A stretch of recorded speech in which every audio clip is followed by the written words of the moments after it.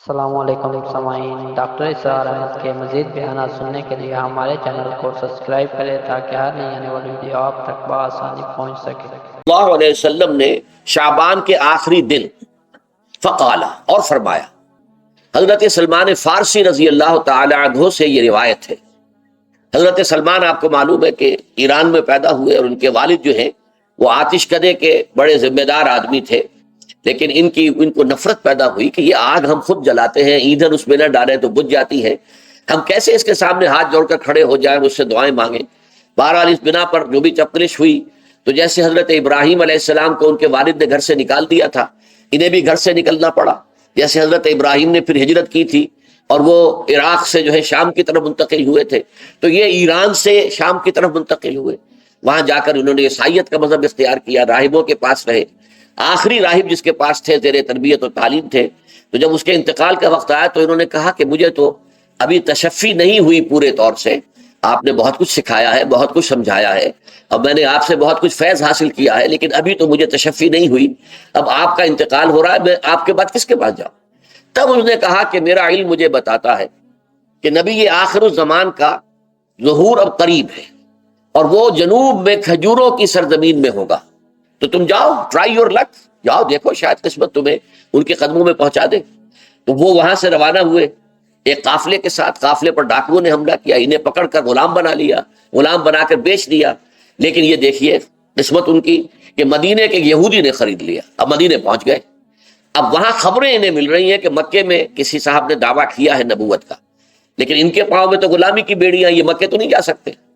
تو میں کہا کرتا ہوں کہ یہ اس شخص کی قسمت ہے کہ جیسے ہم کہتے ہیں کہ پیاسا کنویں کے پاس جایا کرتا ہے، کنواں تو پیاسے کے پاس نہیں آتا، لیکن یہاں کیا ہوا، کنواں چل کر پیاسے کے پاس پہنچا ہے۔ محمد الرسول اللہ صلی اللہ علیہ وسلم ہجرت فرما کر مدینے تشریف لے آئے۔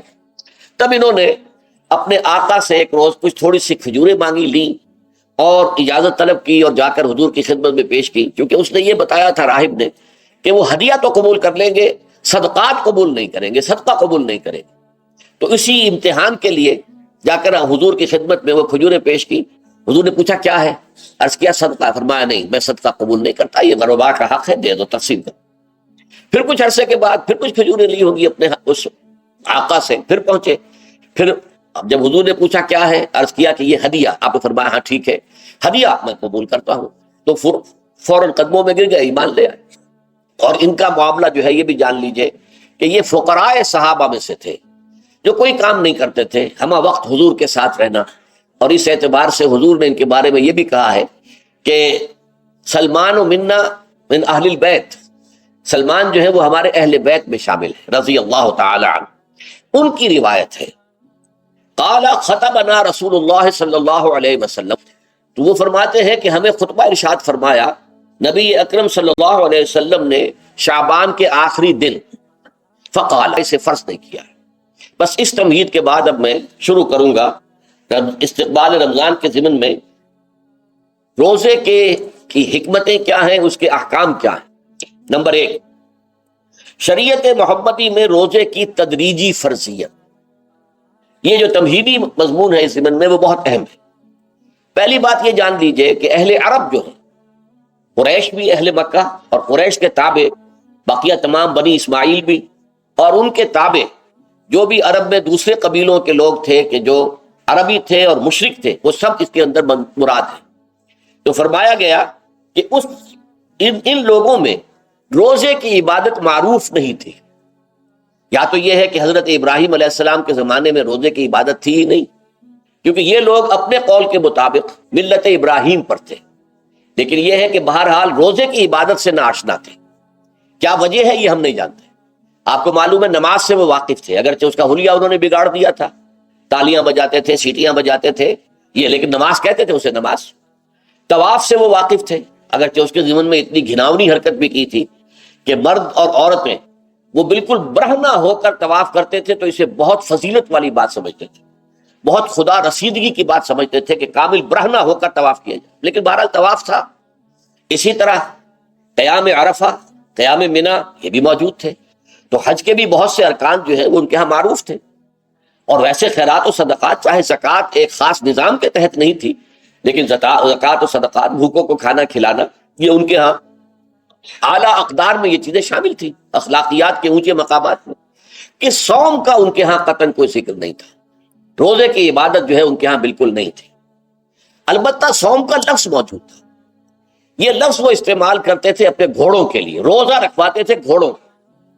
اس کا پس منظر یہ ہے کہ ان کے ہاں آپ کو معلوم ہے کہ لڑائی، دنگا فساد، جنگ، اور یہ کہ غارت گری کرنا، لوٹ مار کرنا، یہ تمام ان عرب قبائل کا پیشہ تھا، اصل پیشہ یہی تھا۔ اس میں ان کے پاس دو جانور تھے، ایک تو اونٹ۔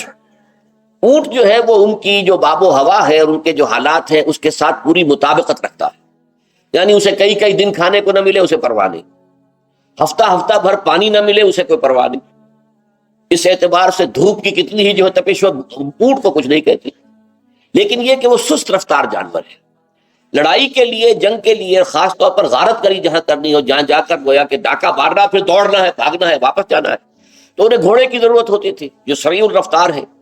لیکن گھوڑے میں یہ اوصاف نہیں تھے، وہ بھوک کو برداشت نہیں کر سکتا، مزمحل ہو جائے گا، وہ پیاس کو برداشت نہیں کر سکتا، مزمحل ہو جائے گا، وہ دھوپ کو برداشت نہیں کر سکتا، مزمحل ہو جائے گا، اور اگر یہ گھوڑا مزمحل ہو جائے تو سوار کا کیا حشر ہوگا، وہ آپ اس سے اندازہ کر لیجئے کہ اصل میں تو پھر ہلاکت سوار کی ہوگی۔ اس لیے وہ اسے تیار کرتے تھے جنگ کی صعوبتوں کو برداشت کرنے کے لیے۔ اس کا دانا پانی بند کر دیا، اور اس کا منہ جو ہے وہ عرب بدو جو ہوتا تھا خود تو اپنا چہرہ اور سر لپیٹ لیتا تھا کپڑے کے اندر جب وہ چلتی تھی۔ ان کے ہاں باد سموم، تیز آگ جیسی ہوا جو ہے، جس کے اندر ریت کے ذرات بھی ایسے ہوتے تھے گویا کہ کسی بھاڑ کی جو ہے اس کے اندر کی ریت جو ہے وہ چلی آ رہی ہے، تو گھوڑے کا رخ ادھر کر کے کھڑے کر دیتے تھے اس کو، خود اپنے منہ پر ڈاٹا باٹا باندھا ہوا اپنی حفاظت کے لیے، تاکہ اس کے اندر دھوپ کی سختی برداشت کرنے کی عادت پیدا ہو جائے، پیاس کی برداشت کرنے کی عادت پیدا ہو جائے، بھوک کو برداشت کرنے کی۔ اس کو کہتے تھے صوم۔ صوم کے لفظی معنی رک جانا، اب یہ کھانے پینے سے رکا ہوا ہے اور یہ دھوپ کی سختیاں برداشت کرنے کے لیے دھوپ کے اندر، اور وہ جو آتی تھی وہاں پہ باد سموم، اس کے اندر بھی اس کا سامنا کرنے کے لیے تیار ہے۔ تو یہ پس منظر ہے روزے کا لغوی اعتبار سے، اور یہ کہ اہل عرب جو ہے پرانے وہ اس عبادت سے ناواقف تھے، لہٰذا ہمیں پورے مکی قرآن میں اس کا کہیں ذکر نہیں ملتا۔ البتہ مدینے میں جب حضور تشریف لائے اور صحابہ کرام ہجرت کے بعد، تو یہاں آپ نے دیکھا کہ یہودی جو ہے وہ روزہ رکھتے ہیں یوم عاشورہ کا، 10 محرم کا۔ تو حضور نے دریافت کیا کہ یہ تم 10 محرم کو روزہ کیوں رکھتے ہو؟ تو انہوں نے کہا کہ یہ دن ہماری نجات کا دن ہے۔ 10 محرم کو اللہ تعالیٰ نے فرعون کو غرق کیا تھا اور ہمیں نجات دی تھی اس کے ظلم و ستم سے، تو شکرانے کے طور پر ہم روزہ رکھتے ہیں۔ تو حضور نے فرمایا کہ موسیٰ کے تو پھر ہم تم سے زیادہ حقدار ہیں، موسیٰ کو مانتے ہیں علیہ الصلوۃ والسلام، ان کی عزت کرتے ہیں، قدر کرتے ہیں، تو ہم بھی روزہ رکھیں گے۔ تو آپ نے صحابہ کو حکم دیا کہ عاشورہ کا روزہ رکھا۔ پھر کچھ عرصے کے بعد اللہ تعالیٰ کی طرف سے حکم آ گیا، اور یہ حکم جو ہے اس رکوع کی پہلی آیت کے اندر ہے، یا ایھا الذین آمنوا کتب علیکم الصیام کما کتب علی الذین من قبلکم لعلکم تتقون۔ لیکن جیسا کہ میں بعد میں بتاؤں گا، یہ حکم صوم رمضان کا نہیں ہے، بلکہ یہ کہ اللہ کے حکم سے پہلے 3 دن کے روزے فرض کیے گئے، ہر مہینے کی 13ویں، 14ویں اور 15ویں تاریخ کو روزہ رکھا۔ اس میں بڑی حکمت تھی، چونکہ یہ عرب عادی نہیں تھے روزے کے، تو انہیں تدریجاً خو کر کرنا تھا۔ ظاہر بات ہے کہ 30 دن جو ہیں وہ تو ایک بڑی مدت ہے، اور ظاہر بات ہے کہ مئی کا مہینہ بھی آ جائے گا، اس میں جون بھی آئے گا، جولائی بھی آئے گا، قیامت خیز مہینے آ جائیں گے، تو بڑی ہمت جواب دے جائے گی۔ تو پہلے روزہ ہر مہینے 3 روزے رکھنے کی ان کو مشق کرائی جائے تاکہ یہ عادی ہو۔ یہ 3 روزے اگر مئی میں بھی آ گئے، جون میں بھی آ گئے، تب بھی ٹھیک ہے، اس کو انسان 3 دن کی تو مشقت برداشت کر سکتا ہے۔ تو پہلے یہ کیا گیا، لیکن اس کے ضمن میں یہ حکم دے دیا گیا، اس کو کہتے ہیں وجوب علی التخییر، یہ اختیار دے دیا گیا کہ یہ 3 روزے تم پر واجب کیے جا رہے ہیں، لیکن یہ کہ اگر تم یہ روزے نہ رکھو تو تم فدیہ دے سکتے ہو، ایک مسکین کو کھانا کھلانا صبح و شام۔ یہ ہے وجوب علی التخییر۔ دوسری رعایت یہ دی گئی کہ اگر کوئی شخص ان 3 تاریخوں میں بیمار ہو یا سفر پر ہو تو وہ تعداد دوسرے دنوں میں پوری کر لے۔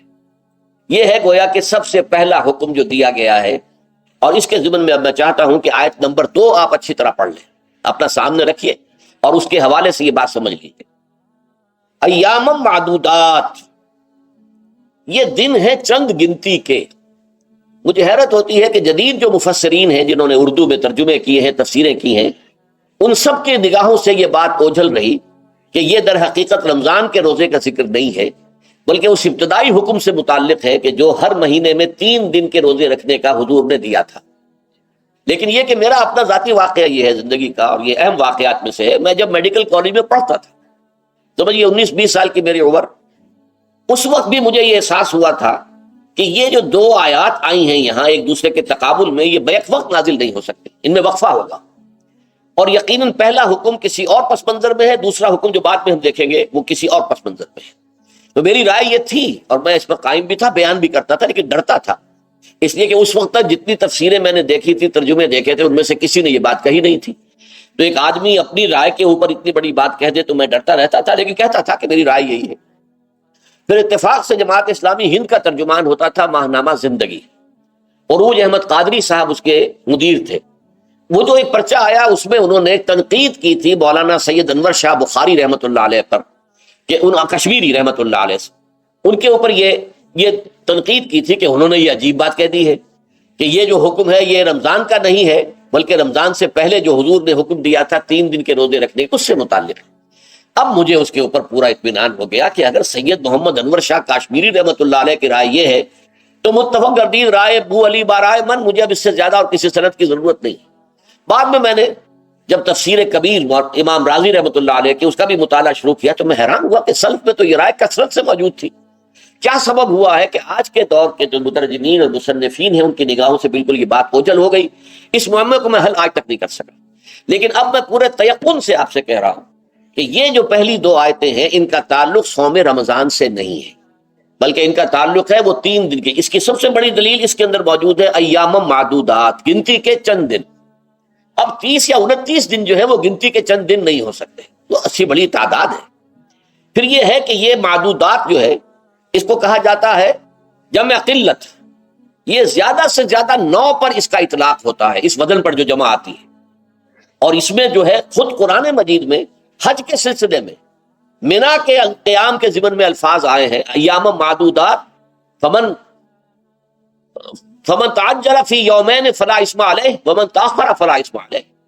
منا میں قیام ہے گنتی کے چند دن، تو جو 2 دن ہی میں جلدی کر کے وہاں سے واپس ہو جائے اس پہ بھی کوئی اس گناہ نہیں ہے، اور جو مؤخر کر کے 3 دن پورے کرے اس پر بھی کوئی گناہ نہیں۔ تو وہاں پر بھی نظیر موجود ہے کہ 2 یا 3 دن پر اس کا اطلاق ہو رہا ہے۔ تو یہاں پر ایام معدودات سے لازماً یہ مراد ہے کہ یہ 3 دن جو ہے ہر مہینے میں 13ویں 14ویں 15ویں در حقیقت اس روزے سے متعلق یہ آیت آ رہی ہے۔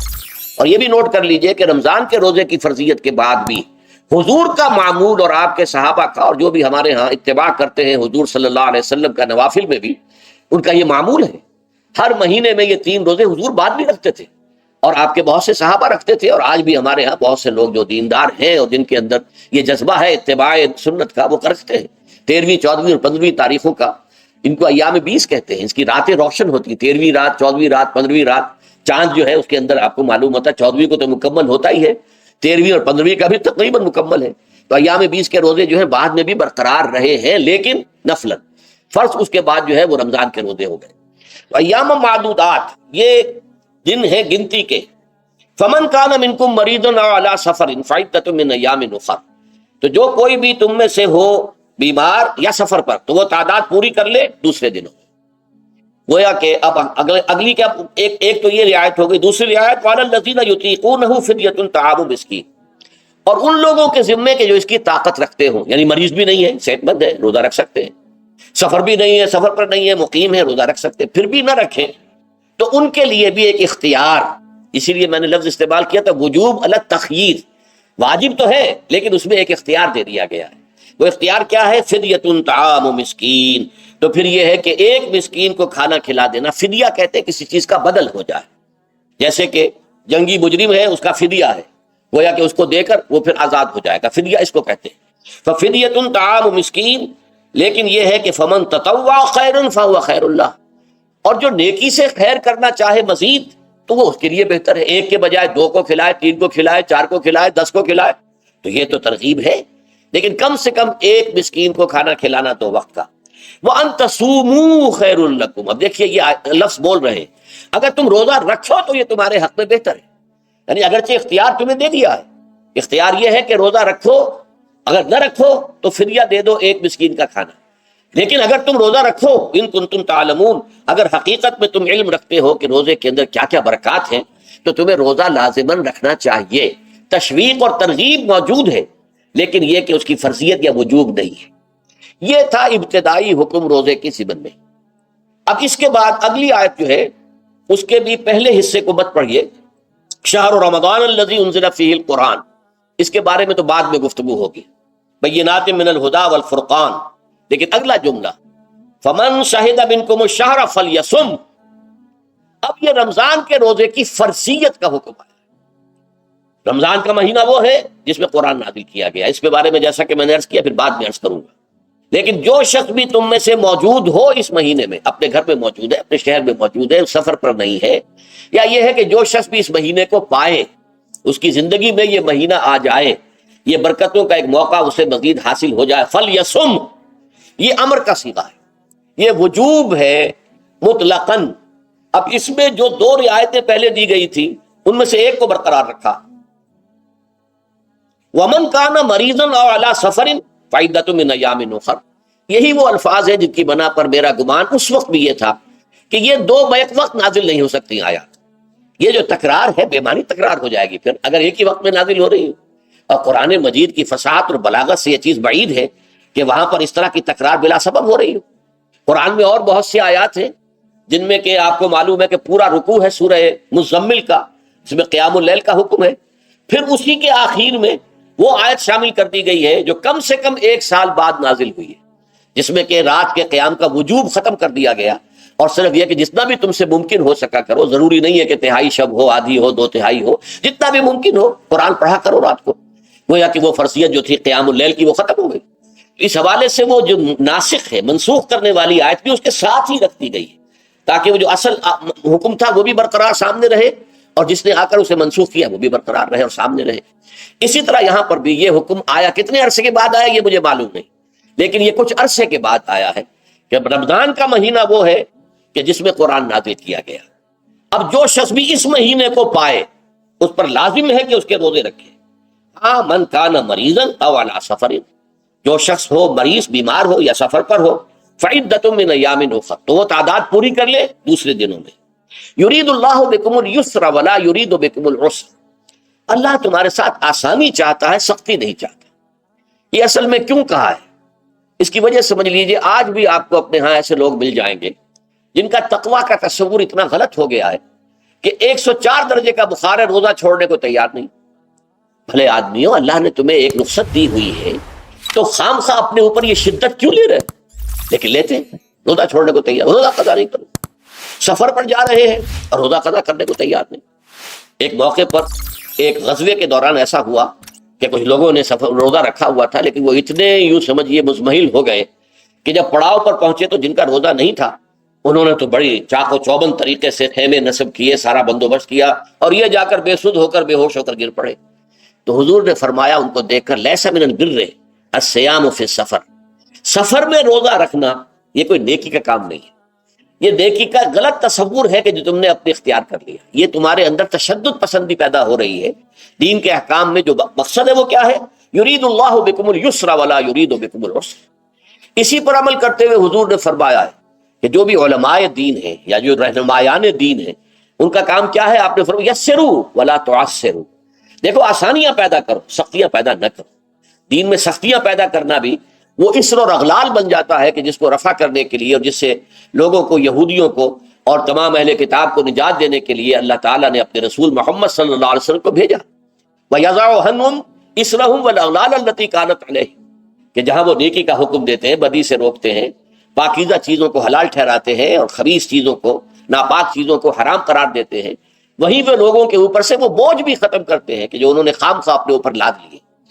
تو ان میں سے یہ بھی ہے کہ یہ نیکی کا کام نہیں ہے کہ آپ سفر میں ہیں اور روزہ رکھ رہے ہیں۔ یرید اللہ بکم اليسر ولا یرید بکم العسر وَلِتُكْمِلُوا الْعِدَّةَ، لیکن یہ بات واضح رہے کہ اب تمہارے لیے تعداد کو پورا کرنا لازم ہے۔ یہ نہیں ہے کہ آپ اس کی جگہ پر فدیہ دے دیں تو بات پوری ہو جائے گی، نہیں۔ روزے کی تعداد، آپ کے رمضان میں 2 روزے 3 روزے چھوٹ گئے بیماری کی وجہ سے، ٹھیک ہے، لیکن دوسرے دنوں میں اس کی قضا دینی لازم ہے۔ وہ روزے رکھنے جو ہے آپ پر لازم ہے، ان کا کوئی بدل جو ہے وہ فدیہ نہیں ہو سکتا۔ البتہ یہ نوٹ کر لیجئے، یہ حکمت نبوی ہے کہ یہاں اگرچہ وہ فدیے کا حکم جو ہے گویا کہ بظاہر قرآن مجید کے الفاظ سے محسوس ہوتا ہے کہ مطلقاً منسوخ ہو گیا، لیکن حضور نے اس کو خاص حالتوں میں باقی رکھا ہے۔ کوئی شخص اتنا بوڑھا ہو چکا ہے یا خاتون اتنی بوڑھی ہو چکی ہے کہ دن بھر کا فاقہ جو ہے اس میں اندیشہ ہے کہ کہیں ہلاک نہ ہو جائے، کوئی مریض ہے، مرد ہے یا عورت ہے، وہ ڈائبٹیز کی مریضہ ہے، اس کو وہ شوگر کا مرض ہے اور وہ اس کو برداشت نہیں کر سکتی، شوگر لیول بہت نیچے ہو جائے تو موت واقع ہو سکتی۔ کوئی ایسا مریض ہے جس کو مرض سے شفا پانے کی اب کوئی امید ہے ہی نہیں کہ میں مرض سے شفا پا جاؤں گا یا پا جاؤں گی تو اس کے بعد میں روزہ مکمل کر دوں گی، نہیں۔ ایسے لوگوں کے لیے حضور نے اس رعایت کو برقرار رکھا ہے کہ ایسے لوگ اگر ایک مسکین کو کھانا کھلا دیں تو یہ فدیہ بن جائے گا، لیکن جو بھی شخص صحت مند ہو اور صحت کی توقع رکھتا ہو اور جو شخص بھی طاقت رکھتا ہو روزے کا قضا کر دینے کا، اس کے لیے لازم ہے کہ روزوں کی قضا کرے۔ وَلِتُكْمِلُوا الْعِدَّةَ وَلِتُكَبِّرُوا اللَّهَ عَلَى مَا هَدَاكُمْ، اور تاکہ تم اللہ کی کبریائی کا اعلان کرو اس چیز پر کہ جو اس نے تمہیں ہدایت عطا فرمائی۔ اب اس کا ایک تو ظاہر ہے کہ جب روزے ختم ہوتے ہیں عید الفطر میں تکبیر، اضافی تکبیرات کے ساتھ 2 رکعتیں ہیں جو ہم ادا کرتے ہیں۔ احناف کے نزدیک 6 اضافی تکبیرات ہیں اور اہل حدیث کے نزدیک 12 ہیں، لیکن تکبیرات ہیں اضافی۔ اور یہ کہ جاتے ہوئے اور آتے ہوئے عید کے لیے آپ جا رہے ہیں تو تکبیرات پڑھتے ہوئے جائیے، واپس آ رہے ہیں تکبیر پڑھتے ہوئے آئیے، اور یہ بھی کہ جاتے ہوئے راستہ کوئی اور، آتے ہوئے راستہ کوئی اور اختیار کیجئے تاکہ پورا شہر، پوری بستی جو ہے تکبیر کی آواز سے گونج جائے۔ یہ ظاہر ہے۔ باطن اس کا کیا ہوگا؟ اللہ کی کبریائی کا اعلان کرو، اللہ کی کبریائی کو نافذ کرنے کی کوشش کرو۔ جب اللہ نے تمہیں ہدایت دے دی ہے، تمہیں اپنے دین حق سے نواز دیا ہے، اب تمہارا فرض ہے کہ اس کو قائم کرو، اس کے لیے جد و جہد کرو، اس کے لیے تن من دھن لگاؤ، اس کے لیے جان اور مال سے جہاد کرو۔ وَلِتُكَبِّرُوا اللَّهَ عَلَى مَا هَدَاكُمْ وَلَعَلَّكُمْ تَشْكُرُونَ، اور تاکہ تم واقعتاً شکر کرو۔ اس پر بھی گفتگو بعد میں ہوگی۔ یہ حکمت صوم کے حوالے سے ہے یہ لفظ۔ اس کے بعد جو ہے ایک آیت چھوڑ کر پھر اگلی 5ویں آیت پڑھیے۔ یہ ہے تکمیلی احکام۔ ابتدائی احکام آ گئے، نمبر 2 میں صوم رمضان کا حکم آ گیا، نمبر 3 پر ہوا کیا تھا کہ جب روزوں کا حکم دیا گیا تو چونکہ مثال آپ نے رکھی تھی یہود کی کہ یہود جو ہے عاشورہ کا روزہ رکھتے ہیں تو ہم بھی کیوں نہ رکھیں، مسلمانوں تم بھی رکھو۔ اس سے گمان یہ کیا گیا کہ جو احکام یہود کی شریعت میں ہے روزے کے، شاید وہی ہماری شریعت میں بھی ہے، اور ان کی شریعت میں یہ تھا کہ رات کو سو گئے تو روزہ شروع ہو گیا، اور وہ روزہ اب نہ کوئی سحری ہے نہ رات میں کے دوران کوئی میاں اور بیوی جو ہے وہ ہم بستری کر سکتے ہیں، بلکہ یہ کہ وہ روزہ صبح سے لے کر پھر جب رات کے بعد صبح آئے گی، صبح سے پھر دوپہر اور شام اور غروب آفتاب پر جا کر روزہ ختم ہوگا۔ گویا کہ کم و بیش 20 گھنٹے کا روزہ یا 21 گھنٹے کا روزہ، کیونکہ اگر غروب آفتاب کے 3 گھنٹے کے بعد آدمی سو گیا تو وہاں سے جو روزہ شروع ہوا ہے تو غروب آفتاب پر اگلے روز جو ہے وہ ختم ہوگا، تو ہو جائے گا 20-21 گھنٹے کا روزہ۔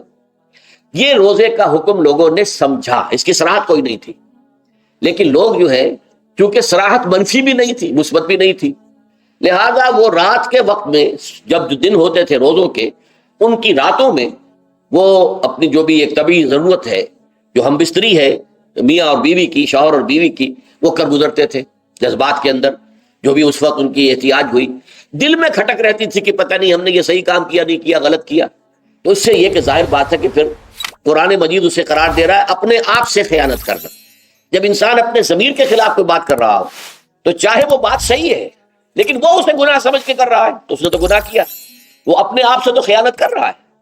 ایک شخص ہے وہ بکری کا گوشت کھا رہا ہے لیکن سمجھتا یہ کہ یہ سور کا گوشت ہے، تو اس نے تو سور ہی کا کھایا نا، اس نے بکری کا تو نہیں کھایا، لیکن اس نے سمجھا یہ کہ یہ سور کا گوشت کھا رہا ہے۔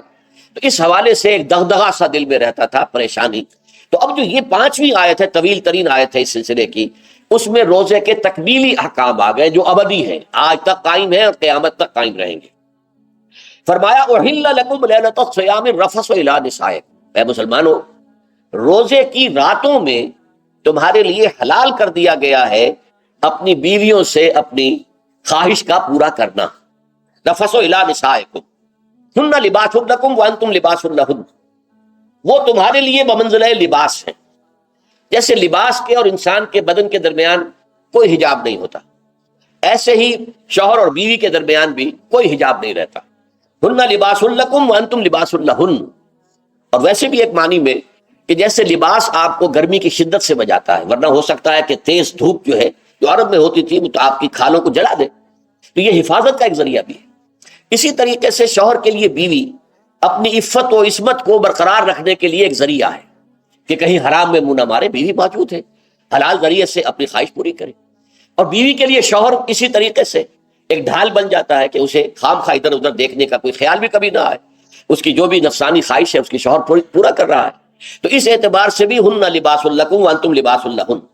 علم اللہ انکم کنتم تختانون انفسکم، اللہ کے علم میں ہے کہ تم اپنے آپ سے خیانت کر رہے تھے۔ اس کی وضاحت میں پہلے کر چکا ہوں کہ دل میں یہ دغدغہ تھا کہ یہ حرام کامہ کر رہے، یہ گویا کہ اپنے آپ سے خیانت، اللہ سے بغاوت نہیں تھی۔ کیوں کہ اللہ تعالیٰ کی طرف سے تو حکم تمہیں معلوم تھا ہی نہیں، ابھی آیا اس کی اجازت ہے یا نہیں ہے، لیکن اپنے آپ سے تو خیانت کر رہے ہو نا، تم یہ سمجھ رہے تھے کہ یہ نہیں ہونا چاہیے، یہ گویا کہ ممنوع ہے اور کر رہے تھے، تو اس کو کہا کہ تم اپنے آپ سے خیانت کر رہے تھے۔ علم اللہ انکم کنتم تختانون انفسکم فتاب علیکم، تو اللہ نے تم پر اپنی رحمت اور مغفرت کے ساتھ توجہ فرمائی، یعنی جو کچھ اب تک ہو چکا ہے اسے اللہ نے معاف کر دیا، اسے صاف کر دیا، کلین سلیٹ۔ اب تمہارا جو اعمال نامہ ہے اس میں اس طرح کا اگر کوئی عمل درج ہو گیا ہے تو اللہ نے صاف کر دیا ہے، وعفا عنکم، اور تمہیں معاف بھی کر دیا ہے۔ فالآن باشروہن، تو اب تم ان کے ساتھ جو بھی تعلق زن و شو ہے اس کو اختیار کر سکتے ہو۔ فالآن باشروہن وابتغوا ما کتب اللہ لکم، اور حاصل کرو وہ کچھ جو کچھ اللہ نے تمہارے لیے لکھ دیا ہے۔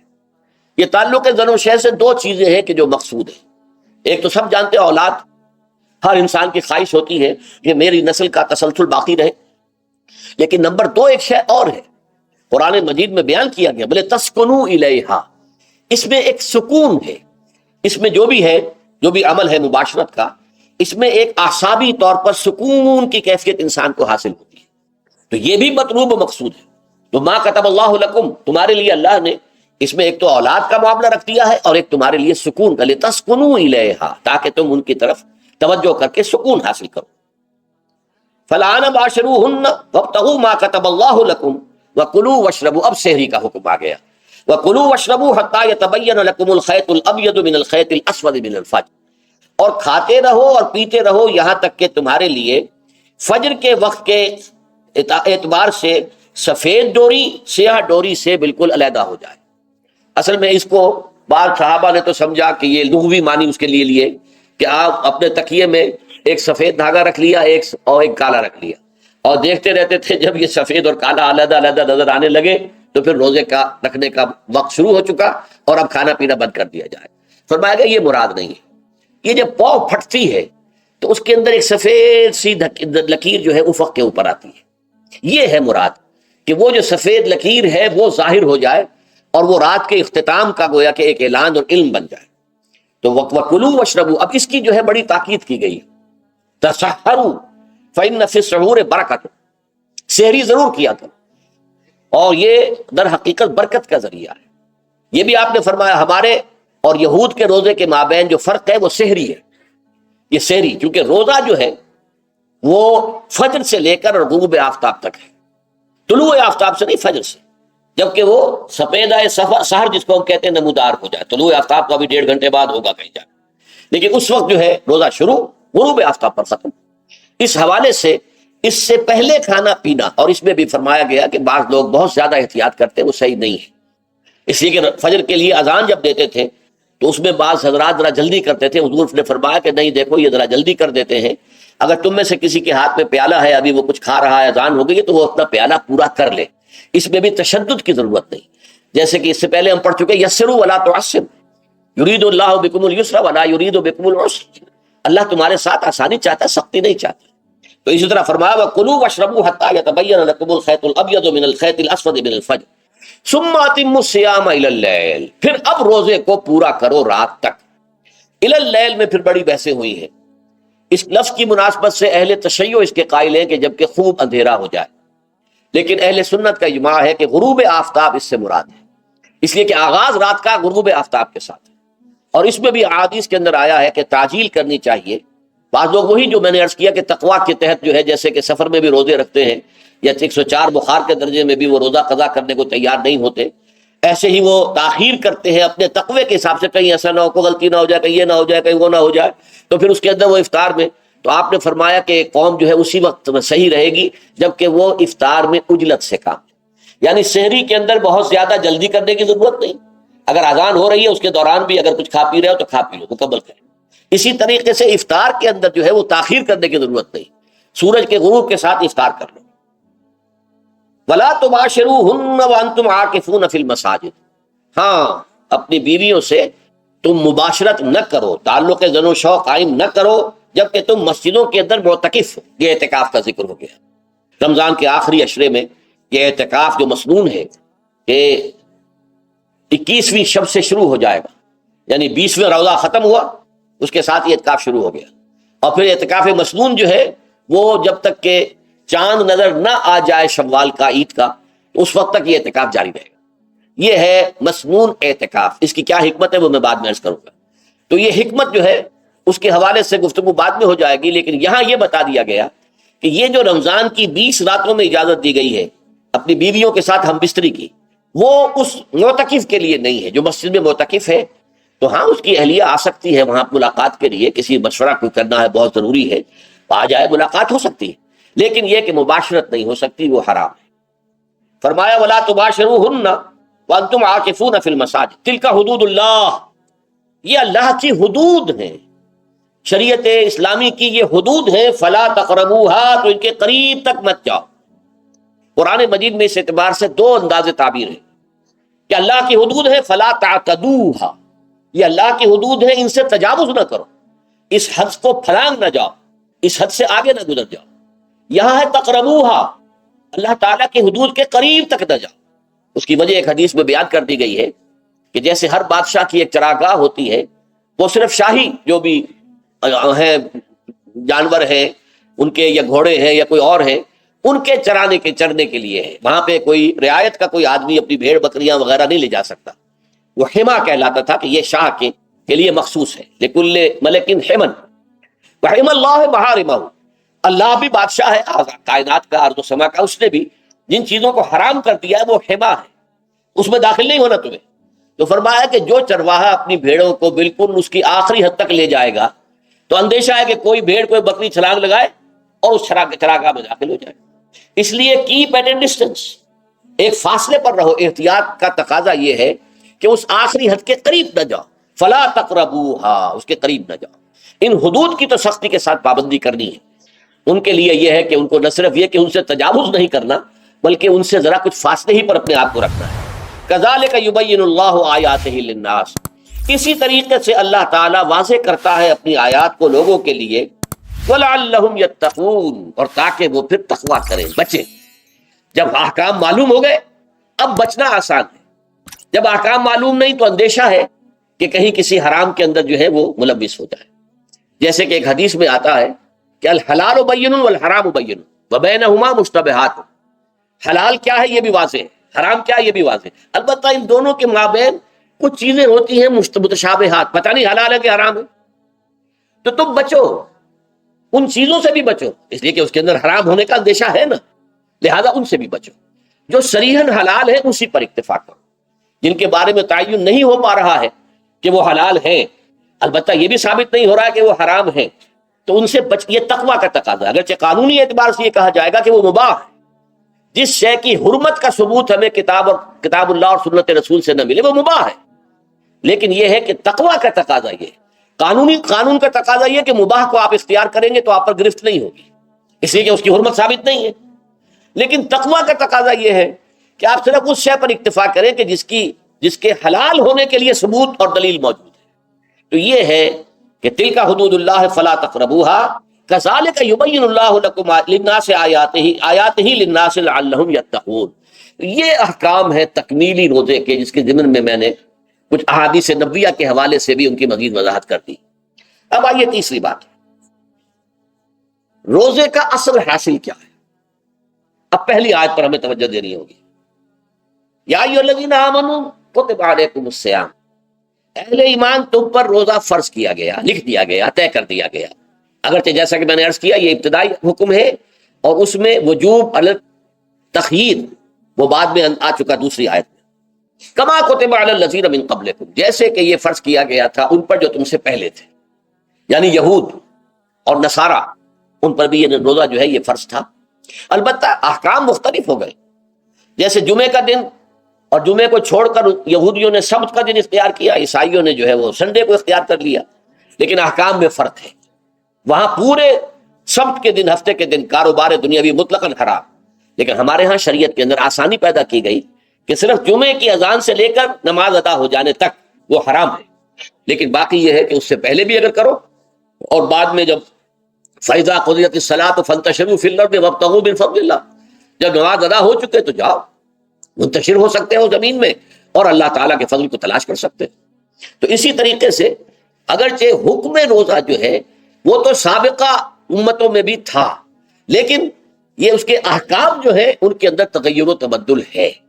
کتب علیکم الصیام کما کتب علی الذین من قبلکم لعلکم تتقون، تاکہ تمہارے اندر تقوی پیدا ہو جائے۔ اب یہ ہے حکمت صوم کی پہلی آیت۔ تقوی کسے کہتے ہیں؟ بچنا۔ کس چیز سے بچنا؟ اللہ نے جو چیزیں حرام کی ان سے بچنا، اللہ کے احکام کو توڑنے سے بچنا۔ دیکھیے یہ لفظ جو ہے اس کا مادہ ہے وا، قاف اور یا، وقا۔ وقا یقی کے معنی ہے کسی کو بچانا۔ ہم دعا مانگتے وقنا عذاب النار، اے اللہ ہمیں آگ کے عذاب سے بچا لے۔ لیکن اتقا، ارتقا بنتا ہے باب افتعال، واو تے میں شامل ہو گئی تو اتقا، اور اسی سے تقوی ہے۔ تقوی کے معنی کیا ہے؟ بچنا، خود بچنا۔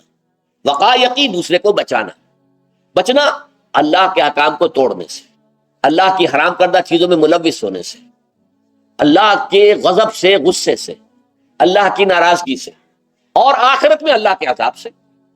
یہ بچنے کی روش ہے، پوری زندگی میں بھی اس کو جاری رکھو۔ یہ تقوی زندگی میں کیا ہوگا؟ اللہ کے احکام کو توڑنے سے بچنا، اللہ کی حرام کردہ چیزوں میں ملوث ہو جانا، ان کا استعمال کھانے پینے سے متعلق ہو یا وہ شہوت سے متعلق ہو یا کسی اور چیز سے متعلق ہو، اس سے بچنا۔ اور یہ بچنا جو ہے آخرت میں نتیجہ خیز ہوگا، جہنم سے بچاؤ ہو جائے گا، آگ کے عذاب سے نجات مل جائے گی۔ اچھا روزے کا اس سے تعلق کیا ہے یہ سمجھ لیجئے۔ دیکھیے ہمارے گناہوں کا سب سے بڑا سبب ہمارے نفسانی تقاضے ہیں۔ ہم ایک حیوان بھی ہیں اور حیوان سے برتر بھی کچھ ہے، وہ میں بعد میں عرض کروں گا، لیکن حیوان تو ہے۔ جیسے ہر حیوان کو کچھ خوراک کی ضرورت ہے، ہمیں بھی ضرورت ہے۔ ہر حیوان کو بقائے نسل کا معاملہ جنسی ہے، وہ ہمارا بھی ہے۔ ہر حیوان کو کوئی نہ کوئی سر چھپانے کی جگہ چاہیے، کوئی گھونسلہ ہو، کوئی کھو ہو، کوئی بل ہو، کچھ بھی ہو، کچھ تو چاہیے آخر۔ اسی طریقے سے ہمارے سارے تقاضے، حیوانات کو بھی آرام چاہیے، ہمیں بھی آرام چاہیے۔ یہ حیوانی تقاضے جو ہیں جن کو ہم کہیں گے اینیمل انسٹنکٹس، ہمارے وجود کے اندر ہیں یہ، اور ان کا تقاضا ہمارے اندر سے ابھرتا ہے۔ اسی کو اڈ اینڈ لیبیڈو کہا ہے فرائڈ نے۔ جدید نفسیات کا بابا آدم جو ہے وہ فرائڈ ہے، اس نے اسے اڈ اور لب سے تعبیر کیا، اس سے اوپر سیلف کو لایا ہے، اور اس کے بعد جو ہے وہ سپر ایگو ہے۔ تو یہ تین درجے اس نے متعین کیے ہیں، اور میں اس کی دقت نظر، ایکیوٹی آف آبزرویشن کا بہت قائل ہوں۔ اگرچہ نظریات کا جو نتیجہ اس نے نکالا ہے وہ غلط ہے، لیکن ایکویٹی آف آبزرویشن کا قائل ہوں کہ اس نے انسانی شخصیت کے 3 لیولز کو آئیڈینٹیفائی کیا۔ یہی 3 لیولز ہمارے ہاں ہیں، نفس، قلب، روح، یہ 3 لیولز۔ اس نے کہا اڈ اینڈ لیبیڈو یہ لوسٹ ہے، پھر ایگو، سیلف، پھر سپر ایگو۔ 3 لیول وہ بھی مانتا، اگرچہ ان کی تعبیر اس نے غلط کی ہے، لیکن جہاں تک اڈ اور لیبیڈو کی تعبیر ہے وہ صحیح ہے، وہ حیوانی تقاضے۔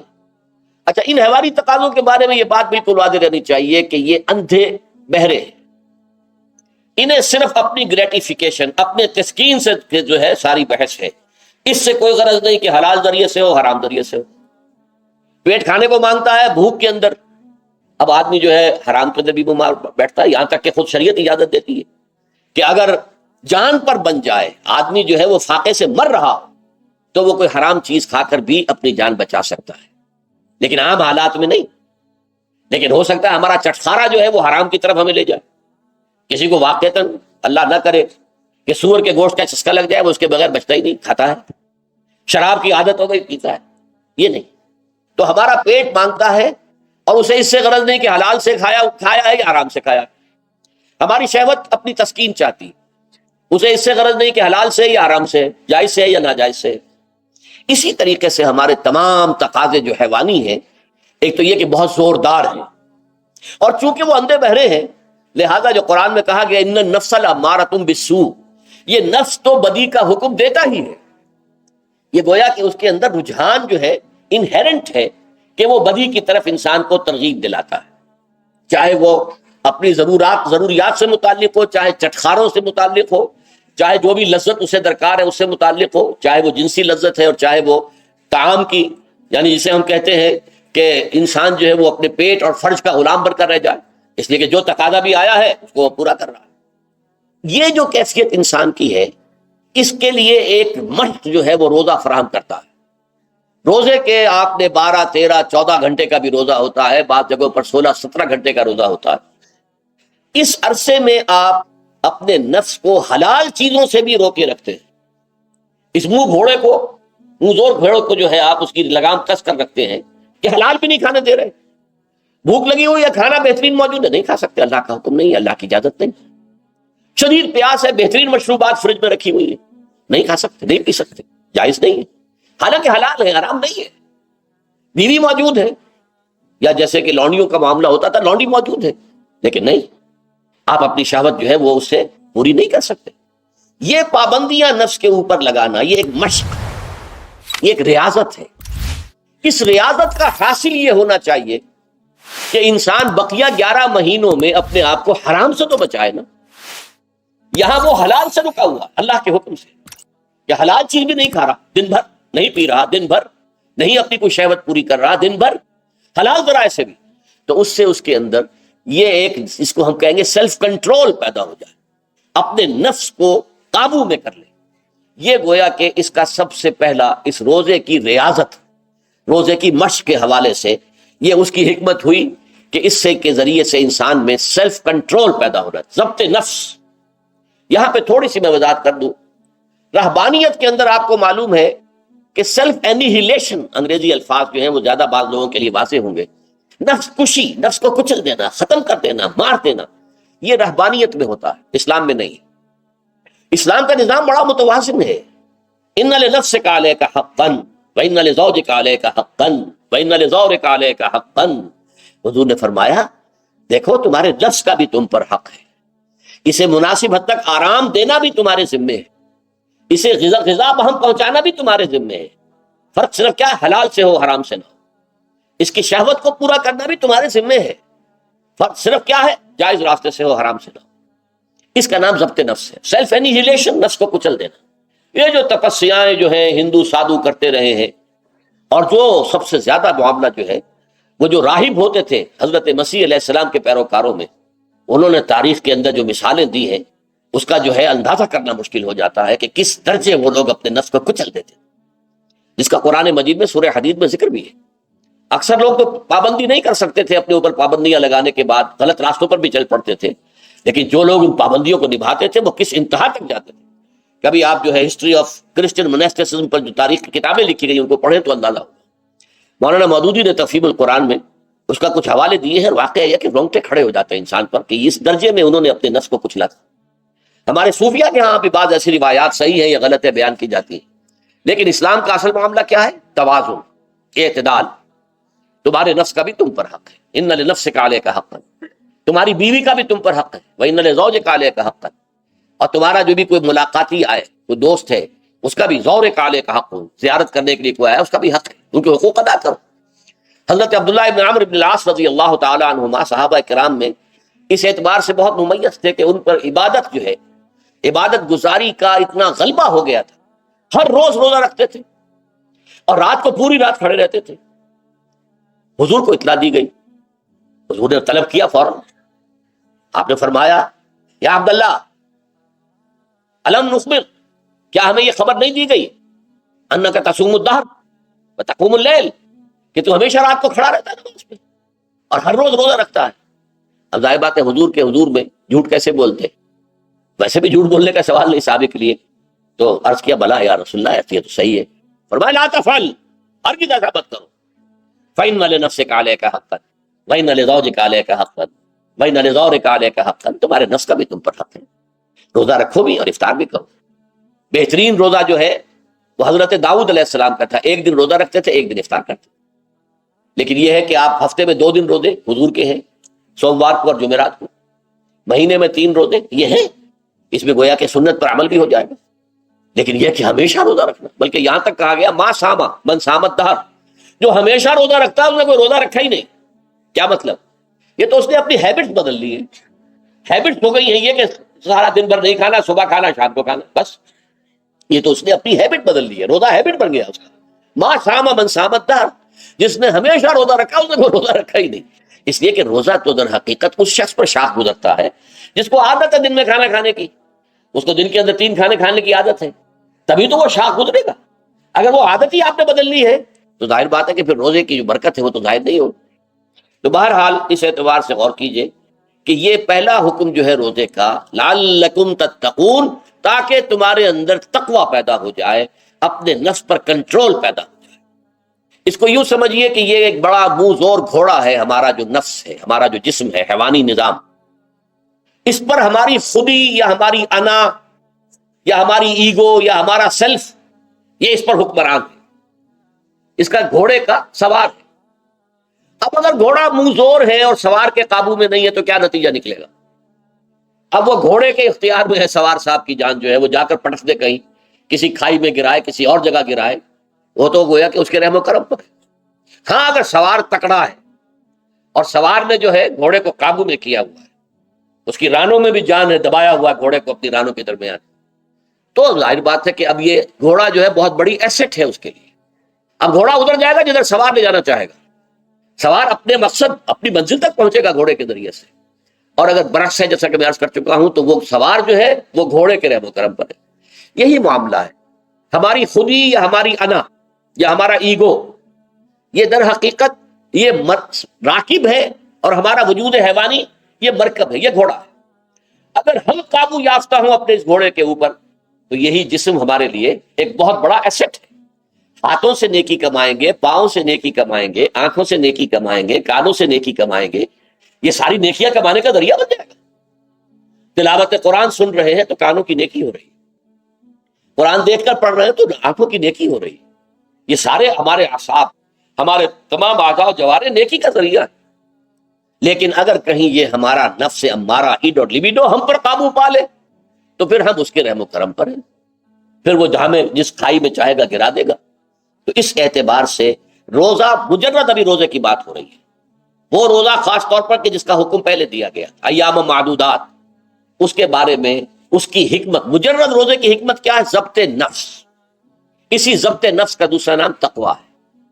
آپ اپنے نفس پر قابو یافتہ ہیں اور پھر اللہ کے سامنے جھک رہے ہیں، یہ ہوئی نا اصل بات۔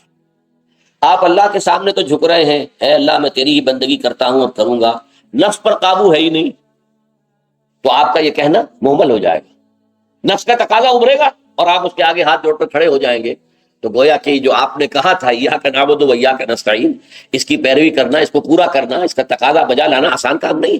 جو بھی گویا مسلمانم بالارضم کہ دانم مشکلات لا ادارہ، جب میں کہتا ہوں کہ میں مسلمان ہوں تو میں مجھ پر کب کب اتاری ہوتی، اس لیے کہ مجھے معلوم ہے کہ لا الہ کہنے کا مقصد کیا ہے، مطلب کیا ہے، اس کے تقاضے کیا ہے۔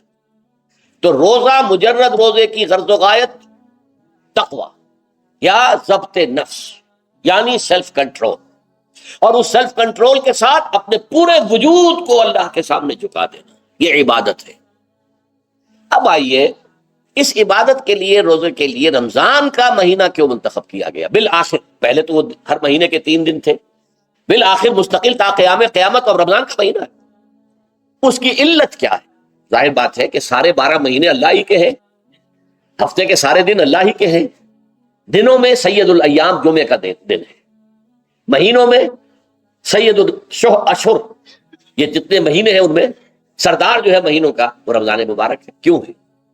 اب آپ پڑھیے تیسری آیت، شہر رمضان الذی انزل فیہ القرآن، رمضان کا مہینہ وہ ہے جس میں قرآن نازل کیا گیا۔ اور اس کی مزید کیا ہے تشریح کہ رمضان ہی میں وہ لیلۃ القدر ہے جس میں قرآن نازل کیا گیا۔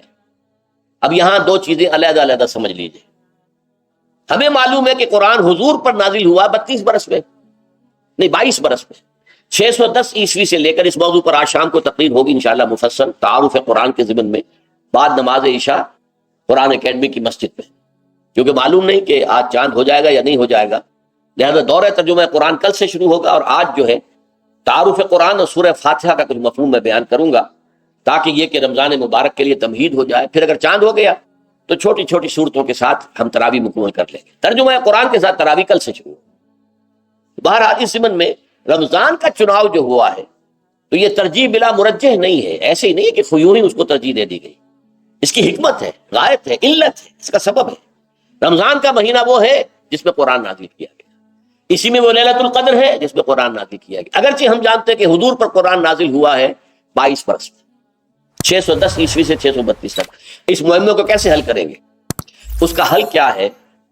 رمضان مبارک کی ایک شب مبارک لیلۃ القدر میں پورا قرآن لوح محفوظ سے دفعتاً پورا کا پورا سمائے دنیا، پہلا آسمان جو ہے ہمارا، اس کے اوپر نازل کر دیا گیا۔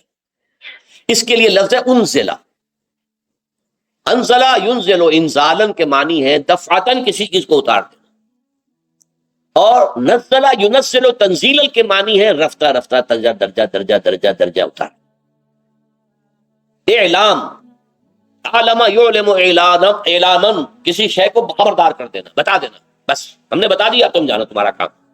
تعلیم یہ ہے اس کو درجہ بدرجہ سمجھانا، اس کے دماغ میں اتارنا، دیکھنا کہ اتنی بات سمجھ گیا تو اگلی بات سمجھانا، یہ سمجھ میں آ گئی تو اگلی بات، تعلیم اس کو کہتے ہیں۔ تو انزال دفعتاً اتار دینا، تنزیل رفتہ رفتہ تدریجاً تھوڑا تھوڑا کر کے اتارنا۔ تو حضور پر تنزیل ہوئی ہے، فإنہ نزلہ علی قلبک، جبرائیل نے اس قرآن کو تھوڑا تھوڑا تھوڑا تھوڑا کر کے، نزلناہ تنزیلا رتلناہ ترتیلا، ہم نے تھوڑا تھوڑا کر کے اتارا۔ لیکن لیلۃ القدر میں جو ماہ رمضان مبارک کی شب ہے آخری عشرے کی، اس میں پورا قرآن اتار دیا گیا تھا لوح محفوظ سے سمائے دنیا تک۔ شہر رمضان الذی انزل فیہ القرآن ھدی للناس وبینات من الہدی والفرقان، یہ قرآن کیا ہے، کیا بنا کر نازل کیا گیا؟ یہ حال ہے، یہ لوگوں کے لیے، پوری نوع انسانی کے لیے ہدایت ہے، اور یہ ہدایت بینات کی شکل میں آئی، واضح تعلیمات جن میں کوئی شک و شبہ کی گنجائش نہیں، از خود روشن۔ بینہ اسے کہتے ہیں وہ شے جو از خود روشن ہو، جس کو ہم کہتے ہیں کہ آفتاب آمد، دلیل آفتاب، جب سورج طلوع ہو گیا تو اپنے وجود پر وہ خود دلیل ہے، اسے کسی اور دلیل سے ثابت کرنے کی ضرورت نہیں ہے، از خود واضح۔ تو بینات من الہدی، جو قرآن کی بنیادی ہدایت ہے وہ بینات پر مشتمل ہے، واضح چیز ہے، جو انسان کے لیے، اس کی فطرت کے لیے جانی پہچانی چیزیں ہیں، یہ کوئی باہر کی چیز نہیں آ رہی ہے، اس کے قلب کی گہرائیوں کے اندر یہ سب کچھ موجود ہے، اور اس کی گواہی اس کے قلب کی گہرائیوں سے نکلتی ہے کہ ہاں، دیکھنا تقریر کی لذت کے جو اس نے کہا، میں نے یہ جانا کہ گویا یہی میرے دل میں ہے، اس نے تو میرے اپنی فطرت کی ترجمانی کی ہے۔ والفرقان، بینات من الہدی والفرقان، یہ بینات کا اطلاق فرقان پر بھی ہو رہا ہے، حق و باطل کے اندر فرق کر دینے والی شے۔ بین صورت میں یہ حق ہے، یہ باطل ہے، یہ جائز ہے، یہ ناجائز ہے، یہ غلط ہے، یہ صحیح ہے۔ یہ ہے قرآن مجید کی عظمت کا بیان۔ ویسے تو عظمت قرآن مجید کے اندر بہت سے مقامات پر آئی ہے، اور بڑے ہی پرشکو انداز میں بھی آئی ہے، لیکن یہ اس وقت موقع نہیں ہے اس میں جانے کا۔ یہاں جو قرآن کا تعارف کرایا گیا، ھدی للناس وبینات من الہدی والفرقان، اور یہ رمضان میں نازل کیا گیا، لہذا رمضان کا مہینہ جو ہے اس عبادت کے لیے خاص اور مختص کر لیا گیا۔ فمن شہد منکم الشہر فلیصم، تو جو کوئی بھی تم میں سے اس مہینے کو پائے یا اس میں مقیم ہو، وہ لازماً روزہ رکھے۔ میں بیان کر چکا ہوں، یہ وجوب علی العین ہے، اس کے اندر اب اختیار نہیں ہے، لیکن یہ کہ اگر من کان منکم مریض او علی سفر فعدۃ من ایام اخر۔ اب دیکھیے، یہ جو رمضان مبارک کو منتخب کیا گیا، جو نزول قرآن کا مہینہ ہے، تو اس میں ایک دوہرا پروگرام رکھ دیا گیا ہے، جو قرآن مجید میں تو واضح طور پر نہیں کہا گیا، اس لیے کہ اگر قرآن میں اس طور سے آ جاتا تو فرض ہو جاتا، اسے تطوعاً رکھا گیا ہے، لہذا اس کا ذکر قرآن میں نہیں ملے گا۔ موجود ہے کہ جب اس مہینے کو چنا ہی اس لیے گیا ہے کہ یہ نزول قرآن کا مہینہ ہے، لہذا اس کے لیے جو ہم نے پڑھا تھا وہ خطبہ، وہ آپ اس کو پلٹ لیجئے۔ جعل اللہ صیامہ فریضۃ وقیام لیلہ تطوعا، اللہ نے اس مہینے کا روزہ رکھنا تو فرض قرار دے دیا، اور اس کا قیام اللیل، راتوں کو کھڑے رہنا، یہ مرضی پر چھوڑ دیا، جو کر سکے، جو بھی ہمت کرے، ترغیب و تشویق ہے۔ اب دیکھیے ترغیب و تشویق کے لیے دوسری حدیث جو یہاں پر ہے، عن ابی ہریرہ رضی اللہ عنہ قال، حضرت ابو ہریرہ سے مروی ہے رضی اللہ عنہ کہ انہوں نے فرمایا، قال رسول اللہ صلی اللہ علیہ وسلم، کہ اللہ کے رسول نے فرمایا صلی اللہ علیہ وسلم من صام رمضان ایمانا و احتسابا غفر له ما تقدم من ذنبه، جس نے رمضان میں روزے رکھے ایمان کے ساتھ، یقین کے ساتھ اور احتساب، اللہ سے اس کے اجر کی امید میں، غفر له ما تقدم من ذنبه، اس کے پچھلے تمام گناہ معاف ہو جاتے۔ یہ نوٹ کیجئے کہ اس سے مراد گناہ کبیرہ نہیں ہے، گناہ صغیرہ۔ گناہ کبیرہ کے لیے توبہ شرط ہے، گناہ صغیرہ جو ہے وہ ان چیزوں سے دھل جاتے ہیں۔ لیکن اب دیکھیے ومن قام رمضان ایمانا و احتسابا، اور جو کوئی کھڑا رہا رمضان میں یعنی قیام اللیل ایمان اور احتساب کے ساتھ، غفر له ما تقدم من ذنبه۔ اب تیسری بات، ومن قام لیلۃ القدر ایمانا و احتسابا، اور جو کھڑا رہا قیام اللیل جس نے کیا ہے لیلۃ القدر میں ایمان اور احتساب کے ساتھ، غفر له ما تقدم من ذنبه، متفق علیہ۔ یہ حدیث بخاری اور مسلم دونوں کی ہے۔ اب یہاں جو بات میں چاہتا ہوں کہ آپ پر واضح ہو جائے، اس حدیث میں دونوں چیزوں کو پیرلل لایا گیا، من قام رمضان من صام رمضان، پیرلل، بالکل متوازی، ہم وزن اعتبار سے، من صام رمضان ایمانا و احتسابا غفر له ما تقدم من ذنبه، من قام رمضان ایمانا و احتسابا غفر له ما تقدم من ذنبه۔ اب سوال پیدا ہوتا ہے قیام اللیل سے مراد کیا ہے؟ یہاں پہ میں تراویح کی کا جو پس منظر ہے وہ بیان کر دینا چاہتا ہوں۔ دیکھیے جیسا کہ ہم نے خطبے میں بھی دیکھ لیا، اللہ نے قیام اللیل جو ہے اسے فرض نہیں ٹھہرایا، تطوع، قرآن مجید میں بھی اس کا کوئی ذکر نہیں، احادیث میں اس کی تشویق و ترغیب پوری موجود ہے، ایک اور حدیث بھی ہم بعد میں پڑھیں گے اس پر۔ اس کا پس منظر کیا تھا کہ اس کو چھوڑ دیا گیا۔ اب ظاہر بات ہے مسلمانوں میں کمزور بھی ہیں، مسلمانوں میں وہ مزدوری کرنے والے بھی ہیں، روزہ تو فرض ہے ان پر، چاہے مئی کا مہینہ ہے اور گندم کاٹنی ہے، روزہ تو پھر بھی رکھنا ہوگا، یہ سب کچھ، لیکن یہ کہ رات کو پھر کھڑے رہنا ان کے لیے، جاگنا ممکن نہیں، لہذا ان کے اوپر یہ چیز فرض نہیں۔ حضور نے تراویح کی نماز یا قیام اللیل نہ اسے فرض قرار دیا، نہ اس کے بعد جماعت کوئی اہتمام کیا مستقل، صرف 3 راتیں آپ نے جماعت کروائی ہے، اس میں 8 رکعتیں آپ نے پڑھی ہیں کہ جو آپ کا معمول تھا تہجد کا وہ پڑھی، اور تہجد کے وقت ہی جماعت کرائیے۔ یہ ہے وہ حدیث، اس کے علاوہ کسی نماز تراویح جو ہے جو ہم پڑھتے ہیں 20 رکعتیں عشاء کے ساتھ متصل، اس کا کوئی ذکر نہ دور نبوی میں ہے نہ دور صدیق اکبر میں ہے۔ یہ دور حضرت عمر کی خلافت میں ہوا ہے، اور ہم نہیں کہہ سکتے کتنے سال کے بعد ہوا ہے۔ حضرت عمر رضی اللہ تعالیٰ عنہ کی خلافت کا دور جو ہے وہ تو 10 برس ہے، ہو سکتا ہے 5 برس کے بعد ہوا ہو، 6 برس کے بعد ہوا ہو، 12 ہوا ہے ان کے عہد۔ حضرت عمر ایک مرتبہ مسجد میں داخل ہوئے، مسجد نبوی میں، تو دیکھا کہ کچھ لوگ 8 10 12 جو ہے وہ ایک جو ہے حافظ کے پیچھے کھڑے ہوئے اور قرآن سن رہے، کچھ دوسرے کونے میں کھڑے ہیں، کچھ کہیں اور کھڑے ہیں، مختلف جماعتیں ہو رہی ہیں۔ تو انہوں نے سوچا کہ کیوں نہ ان سب کو ایک امام کے پیچھے جمع کر دیا جائے، اور اس کے لیے لوگوں کی سہولت کے لیے عشاء کے ساتھ متصل رکھ دیا جائے، اس لیے کہ تہجد کے وقت اٹھنا جو ہے وہ تو ہر کس و ناکس کا کام نہیں ہے، کہ عشاء کے بعد اگر تھوڑا سا اضافی وقت ہو صرف، تو یہ ہر شخص کر لے گا، مزدور بھی کر لے گا۔ لہذا آپ نے یہ نظام تجویز فرمایا کہ عشاء کے متصلاً بعد 20 رکعت نماز پڑھی جائے اور ایک امام کے پیچھے پڑھی جائے۔ یہ گویا کہ اجتہاد ہے حضرت عمر رضی اللہ تعالی عنہ، اس کو آپ نے خود بدعت بھی قرار دیا، لیکن بدعت حسنہ۔ بدعت کس اعتبار سے؟ لغوی اعتبار سے، نئی بات، اس لیے کہ حضور کے زمانے میں نہیں تھی، تو یہ اس طریقے سے ایک نئی بات ہے۔ لیکن یہ بات کیونکہ بہت اچھی ہے، بہت عمدہ ہے، آپ جب یہ نظام چل پڑا تو ایک دن مسجد میں آئے، دیکھا کہ بڑی بھری مسجد ہے، صحابہ کھڑے ہیں اور ایک امام کے پیچھے قرآن سن رہے ہیں، آپ نے فرمایا نعم البدعۃ ھذہ، یہ جو ہم نے نئی بات شروع کی ہے یہ بہت اچھی ہے، بہت عمدہ ہے۔ اب یہاں سے فرق واقع ہو گیا ہے، ایک تو اہل تشیع جو ہے وہ تو ویسے ہی حضرت عمر سے بہت دشمنی رکھتے ہیں، عناد رکھتے ہیں، تو حضرت عمر کے اجتہادات سے انہیں نفرت ہے، انہیں دوری ہے، چاہے وہ کوئی سا بھی حضرت عمر کا اجتہاد۔ ہمارے ہاں اہل حدیث حضرات بھی در حقیقت حضرت عمر یا کسی اور خلیفہ راشد کے فعل کو وہ سمجھتے ہیں کہ یہ ایگزیکٹو آرڈرز ہیں، یہ ہمیشہ کے لیے نہیں ہے۔ حضرت عمر نے اپنے دور میں ایک نظام قائم کیا، ان کے دور کے لیے ٹھیک تھا، یہ ہمیشہ کے لیے نہیں۔ ہمیشہ کے لیے وہ 8 ہی رکعتوں کے قائل ہیں، وہ تہجد والے، لیکن اس میں بہرحال انہوں نے بھی خود یہ اضافہ کیا ہے کہ وہ 8 رکعتیں وہ عشاء کے ساتھ متصل پڑھتے ہیں، تہجد کے وقت تو نہیں پڑھتے۔ اور حضور نے تو صرف 3 روز جو ہے وہ کرائی تھی جماعت، وہ لوگ 30 دن یا 29 دن پڑھ رہے ہیں، تو اضافہ تو انہوں نے بھی کر دیا، تو نظام میں تبدیلی تو ہو گئی۔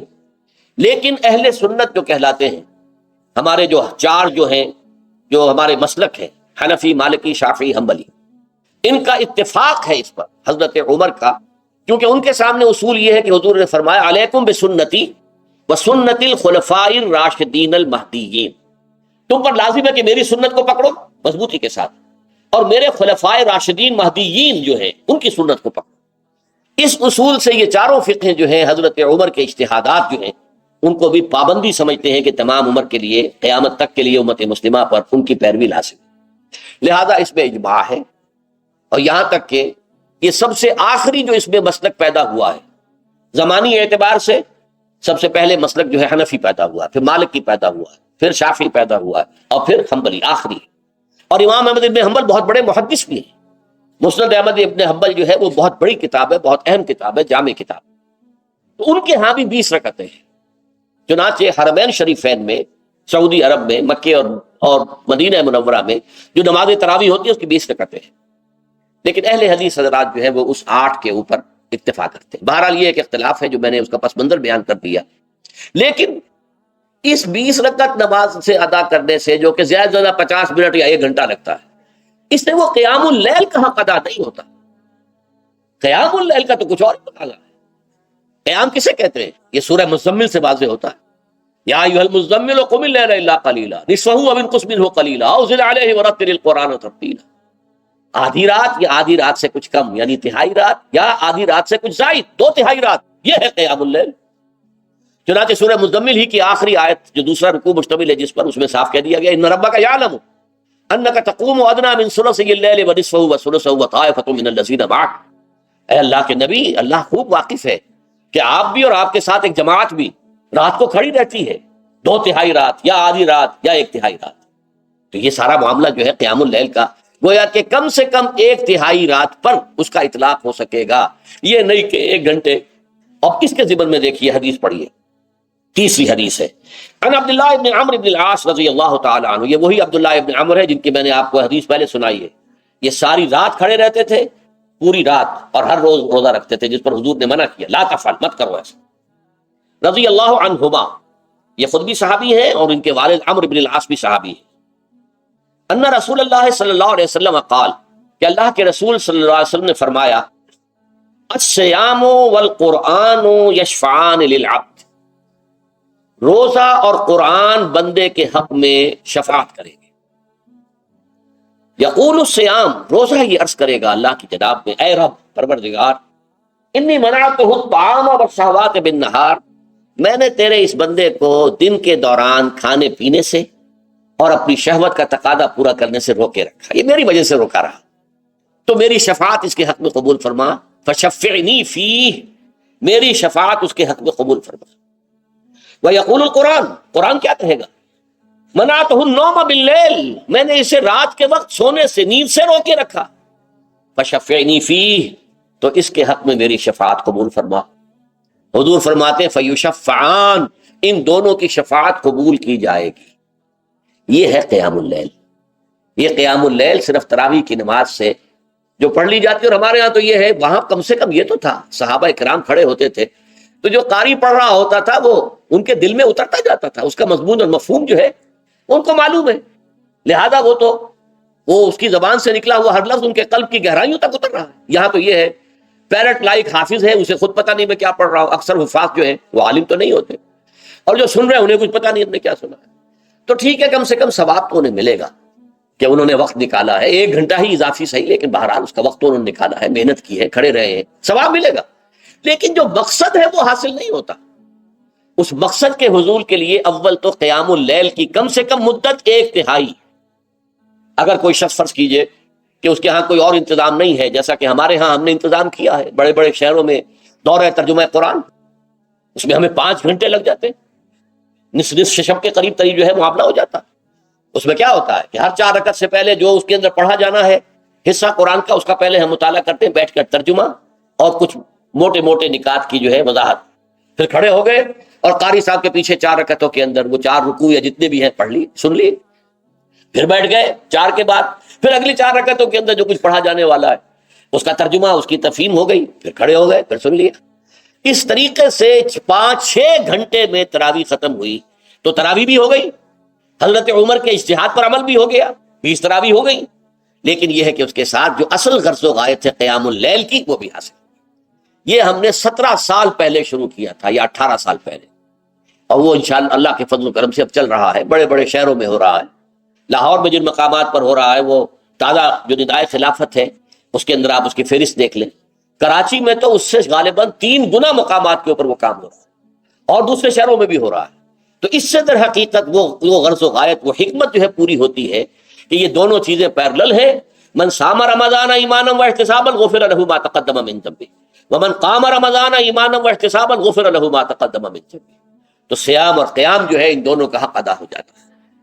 تو یہ ہے شہر رمضان الذی انزل فیہ القرآن ھدی للناس وبینات من الھدی والفرقان فمن شہد منکم الشہر فلیصم ومن کان مریضا او علی سفر فعدۃ من ایام اخر یرید اللہ بکم اليسر ولا یرید بکم العسر وَلِتُكْمِلُوا الْعِدَّةَ وَلِتُكَبِّرُوا اللَّهَ عَلَى مَا هَدَاكُمْ وَلَعَلَّكُمْ تَشْكُرُونَ۔ اب جو آخری لفظ ہے لعلکم تشکرون، اب اس کی وضاحت سمجھیے۔ اور رمضان کے یہ 2 پروگرام جب پیرلل ہو جائیں گے، جب دونوں کی پابندی کی جائے گی، تو اس کا حاصل کیا ہے؟ اس بات کو سمجھنے کے لیے سب سے پہلے آپ اس کو سمجھیے کہ جسے ہم خودی کہہ رہے تھے، جسے ہم سیلف کہہ رہے تھے، اپنی انا کو مضبوط کرنا، سیلف کنٹرول، ایگو جو ہے وہ پوری طرح قابو یافتہ ہو ایڈ اور لیبیڈو پر، اصل میں اس سے مراد کیا ہے؟ اس پر میں نے تفصیل سے بحث کی ہے عظمت صوم نامی اپنے کتابچے میں۔ ویسے یہ ہے کہ وہ مشکل ہے، ذرا فلسفیانہ اس کا انداز ہے، لیکن یہ ہے کہ وہی باتیں آسان الفاظ میں، جو دوسرا کتاب چاہے عظمت صیام و قیام رمضان مبارک، وہ آسان ہے، اگرچہ یہ دونوں بہت ہی محدود تعداد میں ہمارے پاس ہیں، لیکن یہ کہ میں نے ذکر کر دیا، جو حضرات لینا چاہیں وہ لے لیں۔ لیکن یہ ہے کہ اس میں اصل پس منظر کیا ہے؟ دیکھیے، ہمارا جو وجود ہے انسان کا، یہ کمپوزٹ ہے، مرکب ہے۔ ہمارے 2 وجود ہیں جو جوڑ دیے گئے۔ کیسے جوڑ دیے گئے ہم نہیں جانتے، لیکن ہے 2 وجود۔ ایک وجود حیوانی ہے، میں نے عرض کیا تھا پہلے ہی، ہر انسان ایک حیوان بھی ہے مکمل، سارے حیوانی تقاضے ہمارے اندر بھی ہیں۔ لیکن حیوان اور انسان میں بنیادی فرق یہ ہے کہ انسان کا جو اصل وجود ہے وہ روحانی ہے۔ اس روحانی وجود کی وجہ سے انسان کا وہ مقام ہوا کہ تمام فرشتوں کو اس کو سجدہ کرنے کا حکم دیا گیا۔ فَإِذَا سَوَّيْتُهُ وَنَفَخْتُ فِيهِ مِن رُوحِي فَقَعُوا لَهُ سَاجِدِينَ۔ فرشتوں سے کہہ دیا گیا تھا کہ میں ایک بشر پیدا کرنے والا ہوں مٹی سے، جب میں اسے پیدا کر لوں اور اس کی ناک پلک سوار دوں، 2 پلک درست کر دوں، تو پھر اس کے سامنے اور اس میں اپنی روح میں سے پھونک دوں تو گر پڑنا اس کے سامنے سجدے۔ حیوان انسان اور انسان روحانی، یہ دونوں مل کر اب آدم بنے ہیں۔ نمبر 2، اس حیوان انسان کا وجود زمین سے ہے، مٹی سے پیدا کی، مٹی سے، گارے سے، طین لازب سے، چپچکانے والے گارے سے، وہ جس میں کہ بدبو پیدا ہو جائے، یہ ساری باتیں کہی گئی ہیں۔ اور سائنس بھی کہتی ہے مٹی سے پیدا ہوئے، کیسے پیدا ہوئے اس میں اختلاف ہے، لیکن یہ کہ ہے مٹی ہماری اوریجن، قرآن بھی کہتا ہے اور سائنس بھی کہتی ہے۔ اور ہمارے وجود کو جب وہ تھک جائے، مزمحل ہو جائے، اس کی انرجی کم ہو جائے، تو اس کے لیے جو غذا ہے، جو تقویت ہے، وہ بھی ساری زمین سے آ رہی ہے۔ آپ نے پھل کھائے، آپ نے گندم کھائی، آپ نے چاول کہاں سے آ رہے؟ اچھا، بکری کا گوشت کھایا تو بکری کا گوشت کس چیز سے بنا ہے؟ اس نے گھاس کھائی ہے، اس نے پتے کھائے ہیں، وہیں سے تو بنا ہے۔ الٹیمیٹ سورس آپ کے وجود حیوانی کے لیے جو آ رہی ہے وہ زمین ہے۔ وجود روحانی کو بھی تقویت کی ضرورت ہے، وہ بھی مزمحل ہوتی ہے، کمزور ہو جاتی ہے، خاص طور پر جب کہ وجود حیوانی کا اس پر غلبہ ہو جائے، تب تو یوں سمجھیے کہ وہ بالکل بے ہوش ہو کر موت کے قریب پہنچ جاتی ہے۔ اس کی تقویت، اس کی غذا وہیں سے آئی ہے جہاں سے روح آئی، وہ کلام ربانی، روح ربانی، نفخت فیہ من روحی، من روحی، من روحی، میں پھونک دوں اس میں اپنی روح میں سے۔ روح کا تعلق ذات باری تعالیٰ کے ساتھ ہے۔ اسی طرح کلام ربانی کہاں سے آیا ہے؟ اللہ تعالیٰ کے پاس سے آیا۔ یہ اس کی تقویت کا ذریعہ ہے۔ اب عام حالات میں کیا ہوتا ہے؟ ہمارا یہ وجود حیوانی چھایا ہوا ہے ہمارے وجود کے اوپر، بیچاری روح جو ہے دبی رہتی ہے، پسی رہتی ہے۔ اگر خدا نے خواستہ ہم گناہ گار بھی ہیں، گناہ پر گناہ کا ارتکاب کر رہے ہیں، تو وہ روح جو ہے وہ قلب کے آئینے شیشے کے اندر ہے. فیہا مصباح المصباح فی زجاجہ الزجاجہ تو کانہا کوکب دری. قلب جو ہے شیشے کے مانند ہے جس کے اندر روح کا چراغ جل رہا ہے. اب اگر یہ اوپر جو شیشہ ہے اس پر دھواں آ گیا، لالٹین کی چمنی پر دھواں آ گیا، تو روشنی باہر تو نہیں آئے گی. اگر انسان گناہ کرتا ہے تو قلب پر رین زنگ آ جاتا ہے، یا حضور نے فرمایا ایک داغ لگ جاتا ہے، اور گناہ کرتا ہے اور داغ لگتا ہے، اور گناہ کرتا ہے اور داغ، یہاں تک کہ بالآخر پورا قلب سیاہ ہو جاتا ہے. اب وہ روح اندر بند ہو گئی، وہ دفن ہو گئی. اس کے لیے اب ضروری ہے کہ اب ایک پروگرام ایسا دیا جائے جو ریورس ہو جائے. دن میں روزہ رکھواؤ تاکہ وہ جو اینیمل انسٹنکٹس ہے وہ دبے. تو جب یہ وزن جو ہے اس کے اوپر کم ہوگا تو کچھ سائی آف ریلیف سے ملے گی. جیسے بے ہوش آدمی پڑا ہے، اسے کوئی ہلکا سا ہوش آ رہا ہے، آپ نے پانی کے کچھ چھینٹے دیے، اس کے بعد آپ نے رات کو کھڑے ہو کر قرآن کے انوار کو اتارا. بارش برس رہی ہے روح انسانی کے اوپر، قلب روحانی، قلب انسانی کے اوپر، جس میں کہ وہ روح جو ہے وہ دفن، وہ زندہ ہوگی اثر نو، ہوش میں آئے گی. اور ہوش میں آئے گی تو دو کام ہوں گے.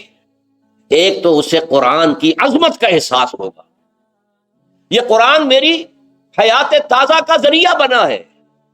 میں دب گئی تھی، میں پس گئی تھی، میں بے ہوش تھی، میں نیم مردہ تھی. اس قرآن کی بارش نے، یہ ترشح جو ہوا ہے مجھ پر، اس نے مجھے حیات تازہ عطا کی.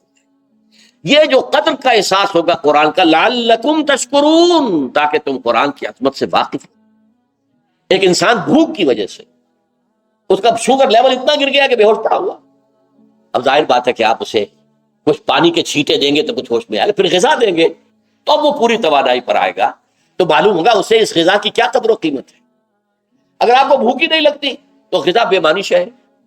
پیاس ہی نہ لگے تو آپ کو کیا معلوم کہ اس پانی کے اندر کتنی بڑی عظمت ہے، یہ میرے لیے کتنا بڑا انعام و احسان ہے اللہ کا. وہ تو پیاس پر جان پر بنی ہوئی ہو، اور پیاس اس وقت آپ کو ایک گھونٹ پانی کوئی دے دے تو آپ کو معلوم ہوگا دنیا و مافیا سے بڑھ کر ہے یہ ایک گھونٹ پانی جو مجھے ملا. اسی طرح جب روح دبی ہوئی تھی حیوانی وجود کے بوجھ تلے، جبکہ وہ نیم خابیدہ یا نیم بے ہوش یا بالکل بے ہوش تھی، وہ دن میں تو روزہ رکھ کر اس پر سے حیوانی وجود کا وزن کم کیا گیا، اسے ایک ریلیف ملی. رات کو قرآن مجید کے انوار و برکات اس میں جذب کیے گئے تو اس کو پوری توانائی حاصل ہوئی.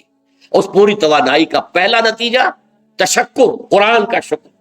الحمدللہ الذی انزل علی عبدہ الکتاب ولم یجعل لہ عوجا. پھر وہ قلب کی گہرائیوں سے نکلے گا. سارا شکر اس اللہ کے لیے جس نے اپنے بندے پر صلی اللہ علیہ وسلم کتاب نازل کی اور اس میں کوئی کنجی نہیں رکھی، کسی طرح کی ایش پیش نہیں. یا تبارک الذی نزل الفرقان علی عبدہ لیکون للعالمین نصیرا. بڑی بابرکت ہے وہ ذات جس نے اپنے بندے پر فرقان نازل فرمایا تاکہ وہ تمام جہان والوں کے لیے نذیر اور خبردار کرنے والا بن جائے. یہ قرآن کی عظمت کا احساس. اور ظاہر بات ہے جس قدر کسی نعمت کی قدر و قیمت کا احساس ہوگا اسی قدر تو آپ شکر ادا کریں گے. اگر آپ نے کسی بچے کے ہاتھ پر ہیرا رکھ دیا، اسے کیا پتا یہ ہیرا کس بلا کا نام ہوتا ہے، وہ سمجھے گا کانچ کا ٹکڑا ہے. لیکن اگر کوئی واقعتاً کوئی جوہر شناس ہو، جوہری ہو، اس کو آپ ہیرا دیں گے تو اسے معلوم ہے کہ مجھے کیا چیز دی گئی. اس کے اندر جو شکر پیدا ہوگا وہ اس بچے کے اندر تو نہیں پیدا ہو سکتا جسے معلوم ہی نہیں. تو قرآن مجید کی اصل عظمت سے انسان واقف کب ہوگا؟ جبکہ اس کے ذریعے سے اس کی روح کو ایک حیات تازہ مل جائے اور اس طرح وہ پروگرام ریورس ہو جائے جو عام طور پر چل رہا تھا. ساری توجہ اپنے جسم پر، اس کے تقاضوں پر. جسم میں تھوڑی سی پھنسی نکل آئی ہے، بھاگ رہے، دوڑ رہے ہیں اس کے علاج کے لیے. کوئی اور مرض لاحق ہو گیا، بھاگ رہے ہیں، دوڑ رہے ہیں اس کے علاج کے لیے، بڑی بڑی فیسیں بھی دے رہے ہیں. ساری جسم کی پرواہ ہے. روزانہ نہا رہے ہیں اور اچھے سے اچھا صابن لا کر نہا رہے ہیں، وہ جسم کی پرواہ ہے نا، اس کی دیکھ بھال ہے، روح کی طرف توجہ ہی نہیں.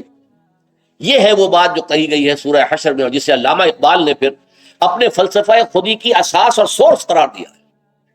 وَلَا تَكُونُوا كَالَّذِينَ نَسُوا اللَّهَ فَأَنسَاهُمْ أَنفُسَهُمْ أُولَٰئِكَ هُمُ الْفَاسِقُونَ. دیکھو اے مسلمانوں، ان لوگوں کے مانند نہ ہو جانا جنہوں نے اللہ کو بھلا دیا تو اللہ نے انہیں اپنے آپ سے غافل کر دیا، اور یہی لوگ فاسق و فاجر ہیں. یہ سوال پیدا ہوتا ہے کہ انسان اپنے آپ سے کہاں غافل ہوتا ہے؟ کہاں اپنے وجود حیوانی سے غافل ہوتا ہے؟ کیا بھوک لگتی ہے تو ادھر ادھر منہ نہیں مارتا، غذا کو حاصل کرنے کے لیے کوشش نہیں کرتا؟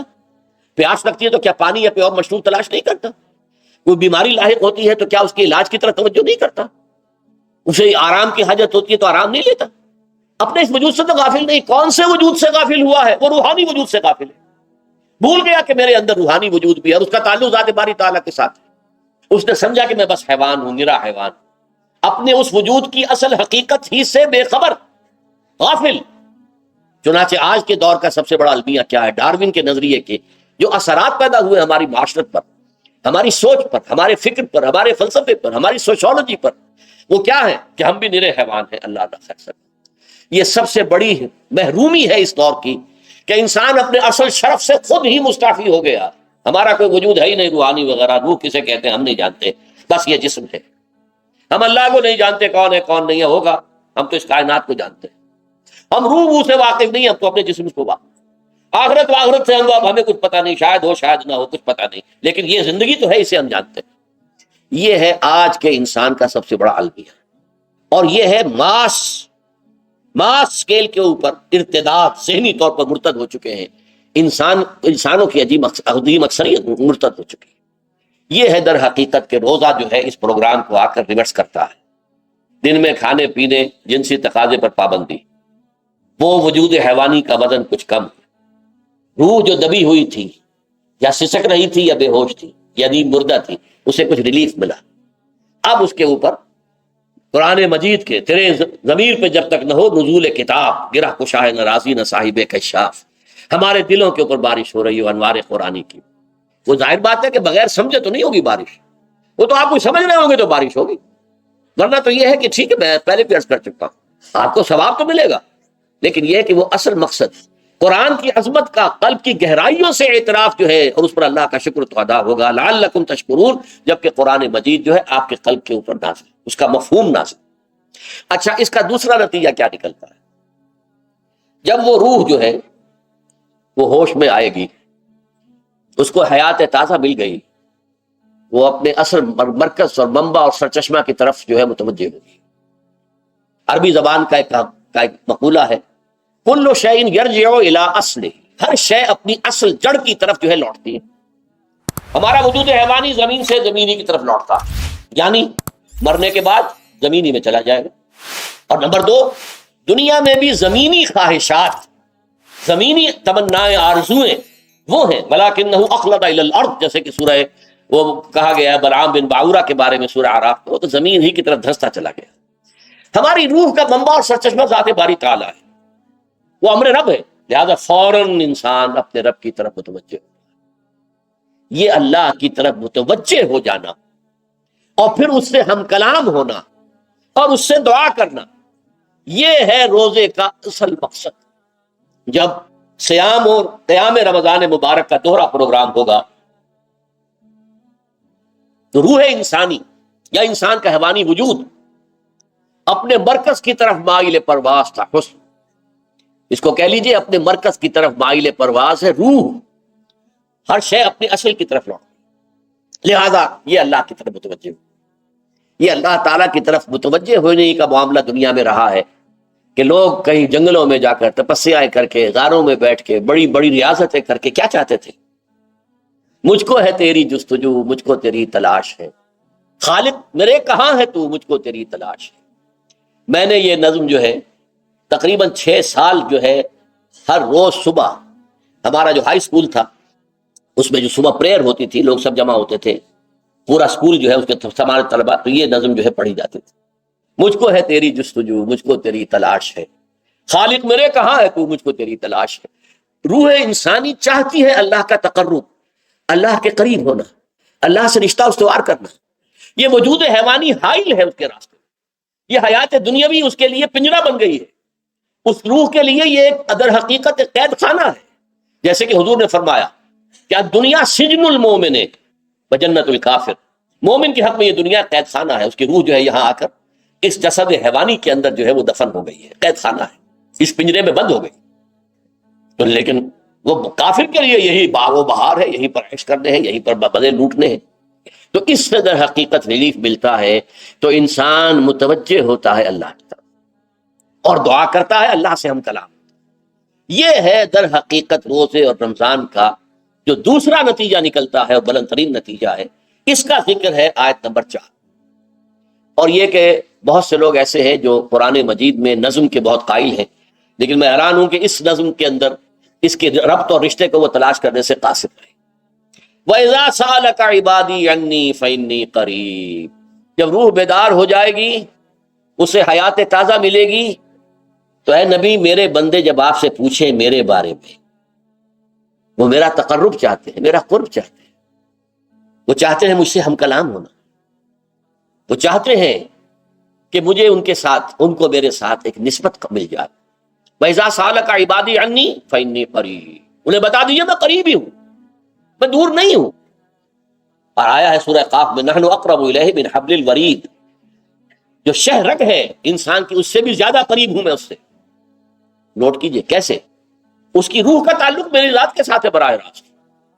اس کی مثال بھی میں دے چکا ہوں کئی اپنے کتابوں کے اندر، عظمت صوم نامی کتاب جب پڑھیں گے، جو حضرات بھی سمجھ سکے پوری طرح اس کے اندر یہ بات بیان ہو۔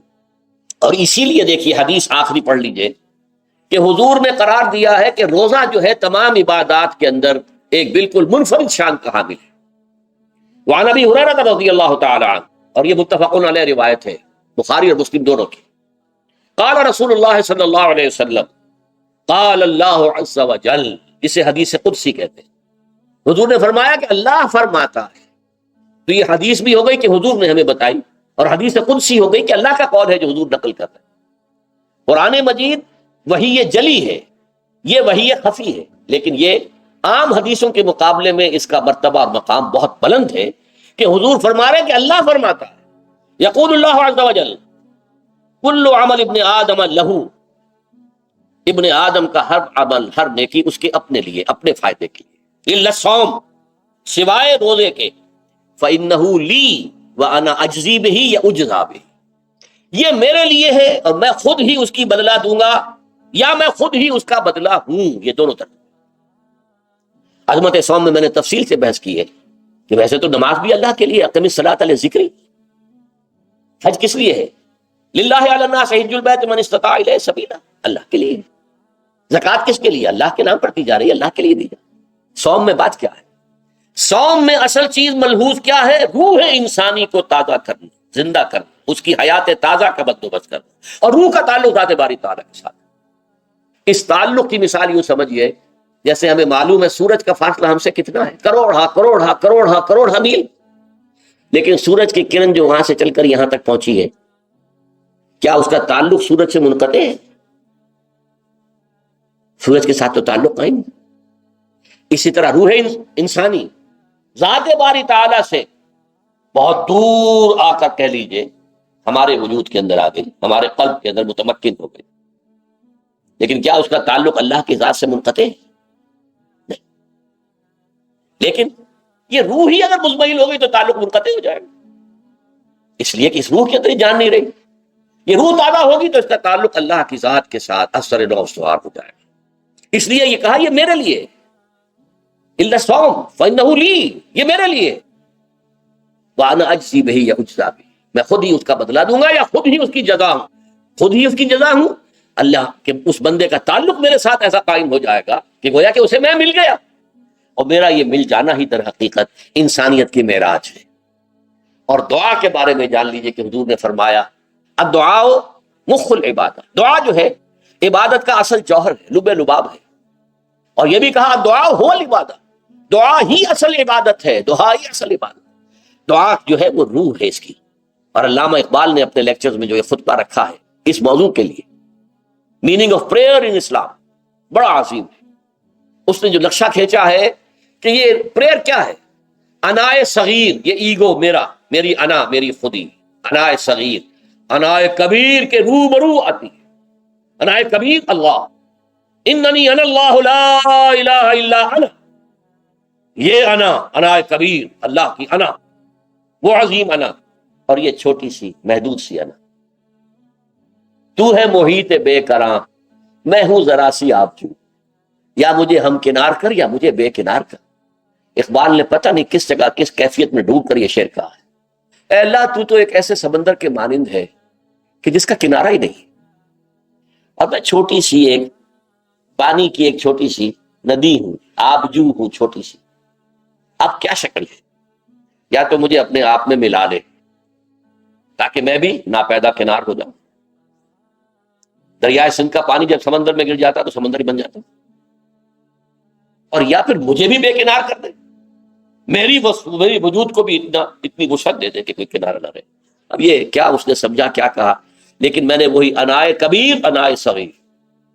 ایک ہے نماز ہم پڑھ لیتے ہیں, آپ نے سارا پڑھ لیا, سارا تعدیل ارکان بھی کر لی, لیکن اگر آپ کا اللہ کے ساتھ ڈائریکٹ کمیونین اور ڈائریکٹ کمیونیکیشن قائم نہیں ہوا تو نماز, جس کو کہ کہا گیا کہ الصلاۃ معراج المومنین, جو قرب حضور کو حاصل ہوا معراج میں وہ ایک بندہ مومن دنیا میں رہتے ہوئے حاصل کر سکتا ہے نماز میں, اگر اس کی روح جو ہے واقعتاً ہم کا نام ہو رہی ہو الحمدللہ رب العالمین الرحمن الرحیم مالک یوم الدین اہدنا الصراط المستقیم ایاک نعبد و اگر ہم واقعتاً ایسے کہہ رہے ہو کہ ہمیں احساس ہو کہ ہم اللہ کے حضور میں حاضر ہیں اور عرض کر رہے ہیں, سجدہ کریں تو حدیث میں آتا ہے کہ ایسے محسوس ہو کہ گویا کہ میں نے اپنا سر اللہ کے قدموں میں رکھ دیا ہے.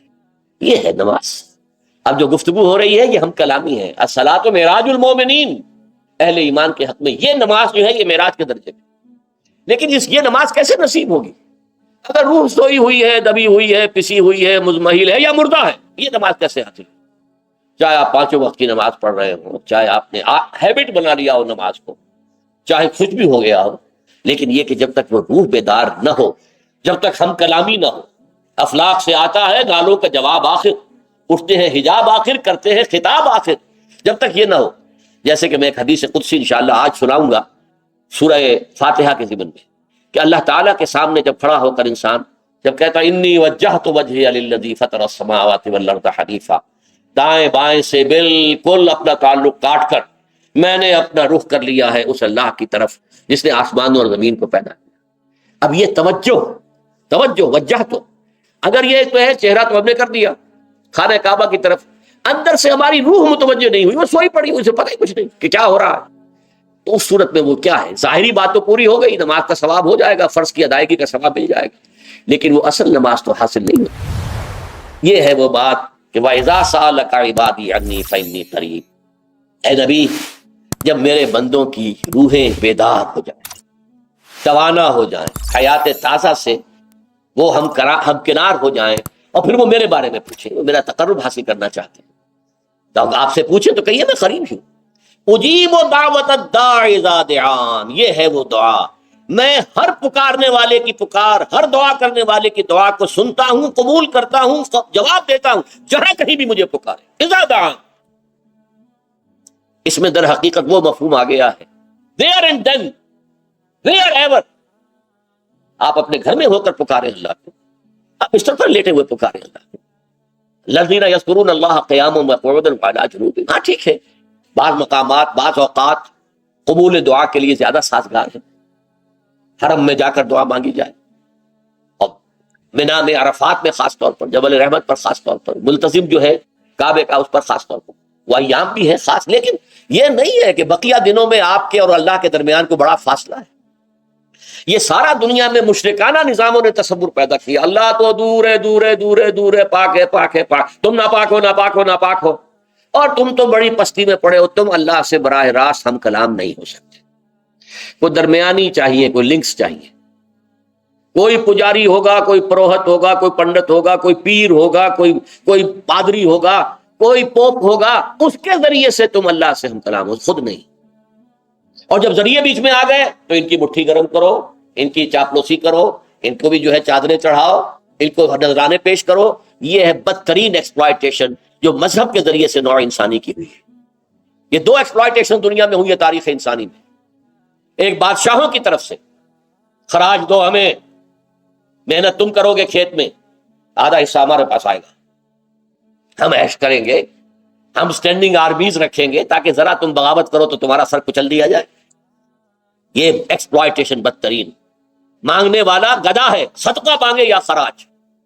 دوسری طرف ہم بادشاہ ہیں, ہم چندر بنسی سورج بنسی خاندان ہیں, ہم راجپوت ہیں, حکومت کرنا ہمارا حق ہے. اور یہ پنڈت پروہت جو ہے وہ بھی کہیں گے کہ ٹھیک ہے, نصف لی و نصف لک وہذا قوم جاہلون, یہ عوام جو ہے ان کا خون چوسو, ہمیں یہ نذرانے پیش کریں, بتوں کو آ کے چڑھاوے چڑھائیں اور تمہیں خراج دیں اور ٹیکس دیں. They are to be exploited. اسلام نے آ کر دونوں کا خاتمہ کیا, کوئی ملوکیت نہیں, زکوٰۃ ہے تو غربا کے لیے، بادشاہ کے لیے نہیں ہے، یہ تو غربا کے لیے، لہذا کوئی ٹیکس نہیں۔ نمبر 2، اللہ سے ہم کلام ہونے کے لیے کسی دربان، کسی جو ہے پہرے دار کی مٹھی گرم کرنے کی ضرورت نہیں، جب چاہو ہم کلام ہو جاؤ۔ دل کے آئینے میں ہے تصویر یار، جب ذرا گردن جھکائی دیکھ لی۔